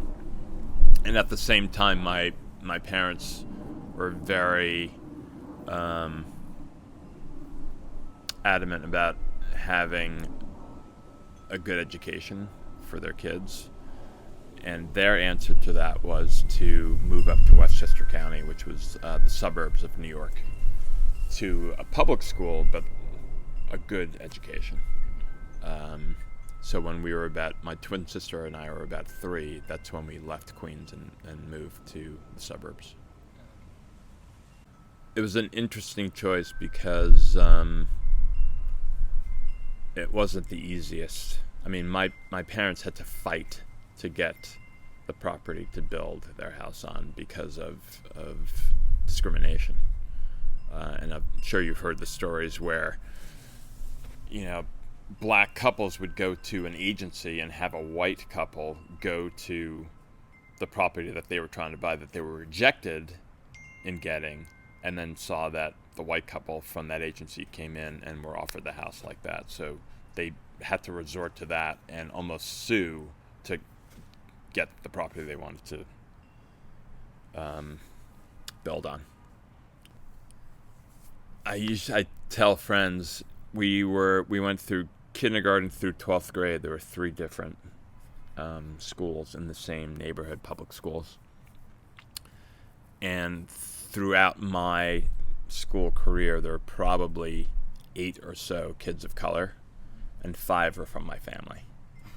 So that kind of describes where we lived. My guess is it was 70% Jewish, 30% Italian. And then my family. Yeah. From what my mother tells me, she was, recently immigrated from Germany to Los Angeles and then to New York. Maybe she'd been in the States for, 2 years, 3 years? Not sure. And she was in a bar, and she said she was sitting in the bar, just kind of minding her own business, and then she's white, German, immigrant, and she sees 2 black men sitting a ways away, and one of them kind of catches her eye, and he's cute. The other one, I think she said, not so much. So the first one starts talking to her, and I truly can't remember exactly how it happened, but the one maybe that she wasn't originally attracted to was my father, he's incredibly good looking, but I don't know what happened in that moment, but she ended up talking to him, and then they connected over the newspaper she was reading or something, and jazz, and they started having this conversation. So he's African American, and I actually have no idea how they, like, what happened next, like how they started dating, but they ended up, you know, dating and then living together and having lots of adventures and then having me. So I grew up with my mother. So most of the stories I have are from her. And then as I got older, I got closer to my father. So in his, you know, I don't know, 70s, 60s, maybe 60s, 70s, 80s. That's kind of when we started having more relationship. And so I got some stories from him, but I don't think I ever got the how he met my mother story from him. This is all kind of depressing because it's making me feel like I should have captured more of these stories, especially because I don't have a very good memory. So if you tell me a story, if I don't write it down or something, it probably dies with me, you know? But yeah, I mean, like maybe more of the story that I remember is just more about like their life together. At the time, I don't know if he was living on the Lower East Side or my mother was, or they both ended up living on the Lower East Side in a little, you know, 5-floor walk-up or something. And at some point, they moved to the Upper West Side, which is where I was born and raised. So, and they moved to the Upper West Side after like a party that they had gone to, and one of the, you know, they got invited to this party. It was this beautiful apartment, doorman building, 76 between Riverside and West End. And it was an interracial couple that lived in the apartment, and the artist who was the black artist that was living there was my dad's friend. And my father said to him at that party, hey, you know, if you ever leave this apartment, let us know, because, you know, or let me know. So in the middle of the night or something, the guy called him up. He said, I'm going to Denmark, and if you wanna move in, go for it. So the story is that my mother packed up one suitcase. They took their records, all their jazz, and they left the Lower East Side, got on the train, went to the Upper West Side, moved in the middle of the night, and nobody knew the difference because it was an interracial couple, and it was the only interracial couple in the building. So they settled in there, and then my father started like sanding the floors and kind of making himself known. And at that point they like tried to get rid of him, but it was too late. You know, he had already like squatted long enough to, you know, it was a good New York apartment story. So they were there. I mean, I was born maybe 2 years after they'd been there for about 2 years. And you know, my mom, they didn't get married. My mom got pregnant, and she decided she was going to keep me. There had been others that she had not kept. So I am the chosen one and the only one. And so, so my father was like, oh, I suppose you want me to marry you now? And she was like, no, thank you. You know, not like that. And so that never happened. And I just grew up with, my dad stayed around for like maybe a year and a half, and he watched me during the day. Then he went to the nightclub at night that he was working in.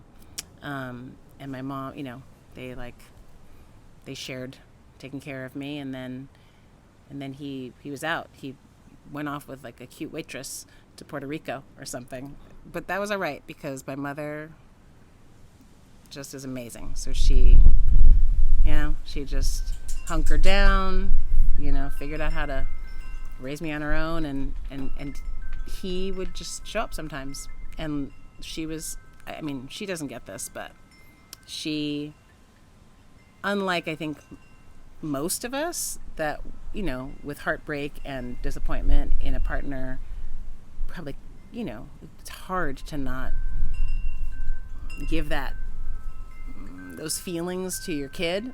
She would say, your daddy loves you, he just can't be here right now.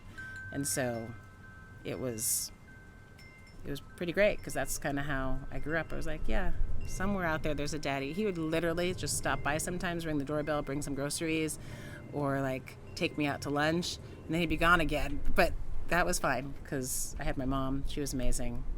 And again, when he, at some point, it was probably when I was in my mid-20s, early 20s, he started just to be more regular. I remember thinking, oh, I have his phone number now, and it hasn't changed. Like, I know where he is. He lives in Atlantic City. And so at that point, you know, he became kind of more of a father and then a grandfather to the girls. So, you know, again, thanks to my mom, I was able to, like, stay in relationship with him. Yeah, he just wasn't ready to be a father or really a husband or to anyone. He was like his own, his own person that just, lived his own life. That's what it was. After the bar, he was like repossessing cars or something. Like, that was his job. Like, he had to go, like he told her, I don't know if it was that night or shortly after, he said, oh yeah, I'm driving to somewhere far away from New York City, whatever, 5 hours. I got to go or take a bus to wherever to repossess this car. So you want to come? She said, sure. So they took a bus and they landed, I don't know, they found this car that had to be repossessed and they drove it back. I don't know. Like, he was, he just did what he had to do, I guess, you know. That's a very unique first date. Yeah, it was a very unique first date. Yeah, and I believe that was close to the first date. And they had some other adventures kind of like that. I think that's what she liked about him, you know. He was spontaneous, and the things she couldn't do, like just magnet people comfortably, like he just did wherever he went. My parents met in college. So they're college sweethearts. My dad was in a fraternity. No, my mom was in a sorority, and I don't remember which one. This is at UCLA. And then my dad was like in the kind of like cool, like outsider dudes that would come to, and I don't even think they had like sorority houses, or it was, you know, kind of, this would be in the 60s, I think, so, or late 50s. So I don't know what the Greek setup was like. It's probably quite different than it is currently at UCLA. But yeah, I think he and his friends would go visit, and they met.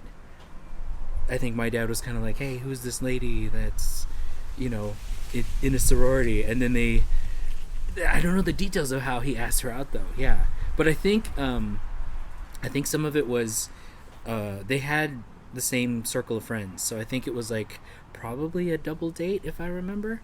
It was like one of their, and my dad's probably still in touch with these friends that are scattered all throughout North America, but someone that was like probably in a fraternity invited him, and then I feel like they went out, and there's this like nostalgic imagery in my head of like they went to like a drive-through, like they didn't go through a drive-through, but you know, they were like in a convertible, and I don't know, my mom was wearing like a poodle skirt. This wrong time period, but you know, no, I'm just saying. I mean, I just like it. The first date I think was like a double date. But when they described it to me, I was probably like a young teenager and didn't comprehend even what dating was. So, yes, it would be, yeah. In my head, it was like something like kind of from the 50s romantic, like them courting each other, and then they ended up seeing each other, and I think I haven't heard too many stories from that time period, but my mom ended up like trying like a trip across the U.S. I think was that like kind of solidified it. My dad was going to go into the Navy or do some, or he was enlisted, and so he was going to move to Maryland, and so they did. I think he proposed to her, and then. So I think things happened kind of quickly. I don't know how long they dated before. I have footage of like their wedding that my dad like got from probably like 8mm, you know, like from film reels onto a CD, like a CD-ROM, I think. And yeah, I think they were kind of. I think my parents were hip, like very cool looking. Like they had very. The wedding was like very humble. It was like here in South Bay. And but they were like the guys kind of had slick back hair, and they just looked really cool. My dad had like thick rim, black rim glasses. The whole groom's party did, and it was very it looked lovely, or they look like, oh wow. I remember like thinking, oh, my parents were hip. I didn't know. Both of my parents were from Colorado, I think technically. So they were part. My family was part of a Japanese American background. So they were both like 1 year old when Executive Order 9066 happened. So the family was able to, most of the family on both sides was able to relocate to Colorado, Denver area, and so under like the sponsorship of a priest. So my my family's like, they're like mixed religious backgrounds, but my grandma on my dad's side was like very Catholic, and so this priest like kind of sponsored the family, and they were able to live and kind of work in Denver, and they like I think I know my dad's dad ran like a photo studio there, and so some of his prints show up, and I think even in the Japanese American museum here, I've gotten an email or two from someone who was like looking through archives and was asked like just randomly like, oh, are you related to the like Hanasono and Hanasono Studios? Because the photos like have this embossment that says like Hanasono Studios, and so we don't know who the people are in the photo typically, but it's just so there was this like that was a little art studio set up in Denver. So both of my parents grew up, at least for part of their childhood, in Colorado, but then both families moved back to LA probably in this early 60s or so. And my mom's family, what's interesting is she grew up like about a mile from here. My parents were both living in LA.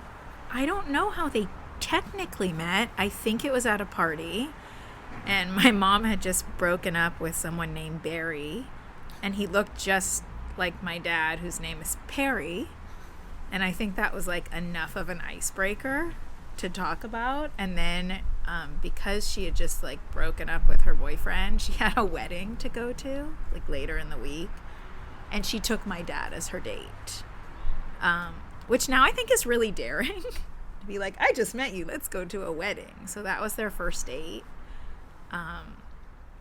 And then she said she knew he was a keeper when he stopped by the side of the road to collect some strange grasses and was like, I can use this for a project later, which is actually like exactly what my sister and I are like. So it kind of, I think she told that often because she thought it was funny.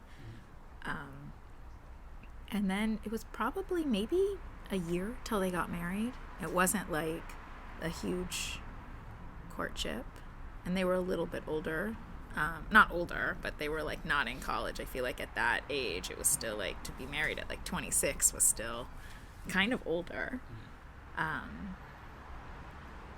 But yeah, it's a little more like classic. We met at a party, and I think about it as I'm telling you that clearly it's from my mom's perspective, and I bet you my dad has never told us how they met, because it's all like about what my mom thought and who my mom had broken up with and where my mom took him on the date. Yeah, clearly she had a type. Oh yeah, she clearly had a type, right? It's so funny. The big beard. No, that's the weird part. Never again was Barry heard of or talked about since. Like, it was just done, right? Barry went away immediately, and Perry came in, and Perry was a much better it was like Barry 2.0. And I don't know how long she dated that other guy. And yeah, it's just like, I think that was the like, the enough of the like, oh, I met you, this is funny, to carry on the conversation.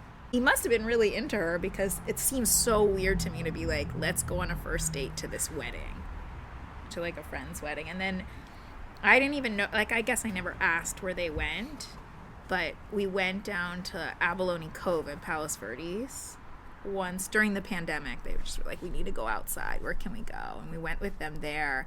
And then they went to the Wayfarers Chapel. They were like, well, it's right around our anniversary, and this is where we went on our first date to that wedding. I was like, oh, now I get it, because it's magical there. It's like the glass and the trees and the whole thing. And now I get the grass on the side of the road. That's the funny thing. Like, that was the moment that sealed the deal for her. or I think she was like, he must be creative. Like, we randomly stopped. And I'm sure she had tons of questions, but like, clearly that's what stuck out. I wish I knew more, but one of the things I know about how they met and everything, I think it was kind of like a family introduced. I can't call it exact arranged marriage, but it sort of is, because it was more like a family member introduced or said like something about my dad is kind of like he was during a Shah time. My dad was part of a revolutionary guard, they call it Garde Javidan or whatever, and he had and my I think my grandfather he was fascinated by the fact my dad is in the army and is in a guard, and and he was really a fan of this kind of thing, I guess. And I don't know how if my mom think any of these she was scared or she likes it or she was scared. I feel like my mom, she was very naive, and she was in age 19, and my dad was I think about 8 years older than my mom, and also he was going to engineering school. My mom, she was just like a year after her high school, and she wasn't going to college. She was actually planning to go to some kind of like a program, which it was like a more like a kind of program. It was kind of leaded towards like she can be able to open a school or something. So she was kind of interested on something about that program, and I don't think at that time she was thinking about college, or maybe she didn't even get a chance. It was more the option of marriage was more important at that time, I believe, and yeah. That's how they met. And my mom, a couple of times she said like, I didn't know what to think about your dad or marriage necessary. All I was thinking, because she really respect her dad and she really care what her dad suggest or decide or something. So I feel it was more my grandfather's decision, but it's what is funny is like I never heard my mom she always talk about her dad so respectfully. I never see him as even she complained when she get mad at my dad. She said I didn't get a chance to choose myself or something. It was kind of like fell into my lap, and is everything, it just happened without my I choose anything, I guess. So I guess I gathered over time it wasn't a necessarily happy marriage or happy bride, my mom. It was and my dad's side of his story, I think, is more like coming to okay, she's a nice girl from the really nice respected family, other family recommended, and all of this. And it's funny, this picture I'm sharing, it has a lot of the energy I heard about this story in there, because my dad is kind of sitting back with his uniform, because at that time, I think it's a lot of people who there are have these uniform when they're getting married for some, I guess they wear it. It's just prestige, I guess. I don't know what it is, but my mom, the way she's sitting, I didn't see any picture of her she's happy, she's comfortable, she feels cozy, she feels close. She doesn't have any of that. And I think is definitely wasn't a love story. Definitely that part of how these two get together, and I think is that one good thing is like how they got married. They never wants me to get married that way, for sure. Even like a arranged marriage is like a typical, like in my country, and sometimes some of the even new generation, they might not have an arranged marriage in a very primitive way, like a necessary, but is more of like we want to go to the trusted family, and if they have a son, we feel more comfortable and we can trust to our daughter get married to that person, or same thing for a guy.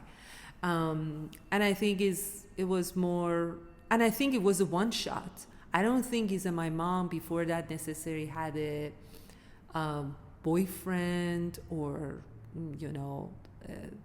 express herself in a those type of emotion before my dad at all. So that always like a bring like a very big distance to even open this dialogue. It was very my mom, when I was a teenager, and you expect your mother come and talk about emotion or meeting a boy, or just like how to interact or what to do, or I couldn't have any of these conversations because my mom, I think, she's deep down, she's like a little girl still, and she didn't even allow herself to see beyond that, because she felt like this is what it is. And most of the women in Iran, when they get married, I mean, there are different circumstances, obviously, but for the most part, as long as they could, they would stick with their marriage. So they won't, especially different generation, I'm talking, new generation, obviously different, but even older generation, they were just like, the idea of like getting divorced. The idea of getting divorced is definitely not the option. But my dad's side of the story, because his emotion is very like blocked, and he's like, as I said, he's a military guy, so he doesn't like to show emotion. He always like a very hard on about everything, so it's hard to get to his side of his story. But he always said about like he kind of like forced my mom to dance. Not force, I just like kind of like hold her hand and try to just like so she wasn't the type of bride to even dance, and she never danced. So if you see my mom, like there's a music, like she little bit shake her shoulder or something, it's just like that's all you see, like, and as soon as you catch it, she hide it. It's a story that was told often in my house. So my parents met as youth group leaders in the church they both went to in New York City in 1968. So they met at church. They both came from strong Episcopalian backgrounds. Church was very central in their lives. Even when they moved to my hometown, that was the first place they went to, was church. So it made a lot of sense to me as a kid to know that my parents met at church, at a church youth group. And I think later, when my mother kind of learned more about who my father was, I think she regretted using church as the anchor of her decision making about spending more time with him, like spending her life with him, because he had a lot of family problems and things that she wasn't aware of. She was kind of young and kind of looked at the surface like, oh, here's a nice man, and he goes to church and he's interested in me and we have fun together. So yeah, just 24 24 when she had me, so I think she was 23 when she got married, which I feel like now we think about as like a child bride. Like that's really young. So yeah, they met at church. I think it felt really obvious to my brother and I, because like when we looked at pictures from my mother back in that era, she was gorgeous. She was like stunning. She had long dark hair, you know, a la 1970s, like down to the middle of her back, you know, parted in the middle, but she was a really beautiful woman. Like we were always joking when we were like teenagers, we were kind of like, Dad, how did you even like land her? Like she was a fox. And you know, my dad, like he's just, you know, I guess he was not, I wouldn't say he was an unattractive man, but he was not like a hottie. Like he wasn't like, you know, a foxy silver fox dad. I mean, he was balding, he was you know, kind of lanky. Like he was like a kind of like a New Yorker, no bod to speak of. You know, he was just like all legs and string beanie. You know, like. Is there an age? Yeah. No, yeah, they're 7 years apart. He was a little bit older. I think my mom was really naive. I think like she wasn't. You know, he made a really strong impression on her. She felt he was like knowledgeable about the city, about living in New York, being a New Yorker. She just moved there from Ohio. You know, she went to church. And she met this really nice guy that she did youth group with. So we never really asked like what the draw was, but I think that we felt like for my father to my mother it seemed obvious. I don't know if we felt like we dared to ask her like, why did you like him? Like what was your I think we just kind of put that together, that he seemed like she wouldn't. I'm trying to think if she ever like talked about it explicitly, but I don't feel like she did. As a young person, she's kind of like, I could have had more time to like explore who I was, like either through dating or through my career. It was just 1968, and she even like, so she was from Ohio, and when I asked her, like, she went to Miami University in Ohio, which I think it's a private university. I don't think it's a public school. But anyway, but it was kind of like, what did you do in college, Mom? You know, like, I spent my, you know, first year of college, like, you know, I went to classes and wanted to get good grades, but being social was, like, the priority and highlight of college for me. Whereas for my mother, she was like, oh, you know, I majored in home ec. They called it getting your MRS, you know, when I went to college. And, you know, given that she was in college at the height of like hippie times, you would think she might have been a part of some of that, but she was not. She was like playing bridge with her girlfriends, like, you know, drinking Manhattans. Like they weren't hippie people. And I think she was a little sheltered when she got to New York. And I think that rather than, you know, that's a brave move to go from Ohio to New York by yourself, but I don't think she trusted herself enough or felt her way out more. And I think that she felt pressured, like internal pressure, like no one was pressuring her to get married, but I think she felt this pressure that she should get married. When I was older, living out in Los Angeles, and my brother was already also not living at home, she pulled me aside once on a visit when I was at home, and she's like, a woman should always have her own money. And I have mine taped to the back of this painting in our house. So she was describing where it is. And I was like, what? Like, why do you have money behind a painting in an envelope labeled like escape money, or, you know, like not really, but that's what it felt like. And she's like, you just never know when you're going to need to get away. And I was like, oh, okay. I wasn't married yet or in a relationship at that time. And I just thought, I definitely don't want that for my life. But I think she comes from that generation of people who felt trapped in marriages and would not make a move to, you know, he wasn't abusive. I mean, maybe in a way, yes, because he was not supportive of her. I mean, people can consider neglect or, I can't think of what I'm thinking of, neglect or like diminishing, you know, maybe some kind of like verbal But he was not an abusive person. He didn't physically abuse her, and I think that she would make qualifications like that. Well, he's not the worst, and I have 2 children, so I'm gonna ride it out. So I think she just tried her best, and she wasn't gonna leave, but I don't think she was always happy. I actually did not learn about how they met until my dad passed away, and I was in the Philippines spending time with my mom after we buried him, basically. I stayed for another week, I think, after the funeral. And where my parents have their house now is near where my mom grew up, literally maybe 3 minutes walk away. So yeah, I just asked my mom, oh, I know your old house isn't there anymore, but I want to see where you grew up, and just want to know more about what it was like growing up here.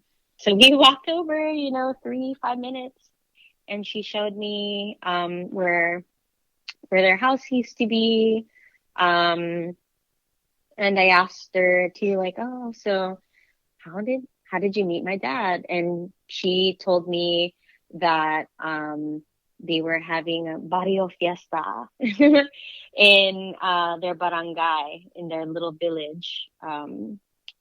And my dad was friends with my uncle, my mom's older brother, and he invited my dad to the fiesta, and he met my mom there. And he kind of just asked my uncle, oh, who is that? That's your little sister. I want to meet her. And I guess my uncle wasn't into the idea because he's much older, and also they're different religions. But they didn't care about that. And it was history from there, from that barrio fiesta. And my dad wasn't from the village. He was from the town. My mom's side and dad's side are very different socioeconomic classes. My mom's side is more working class.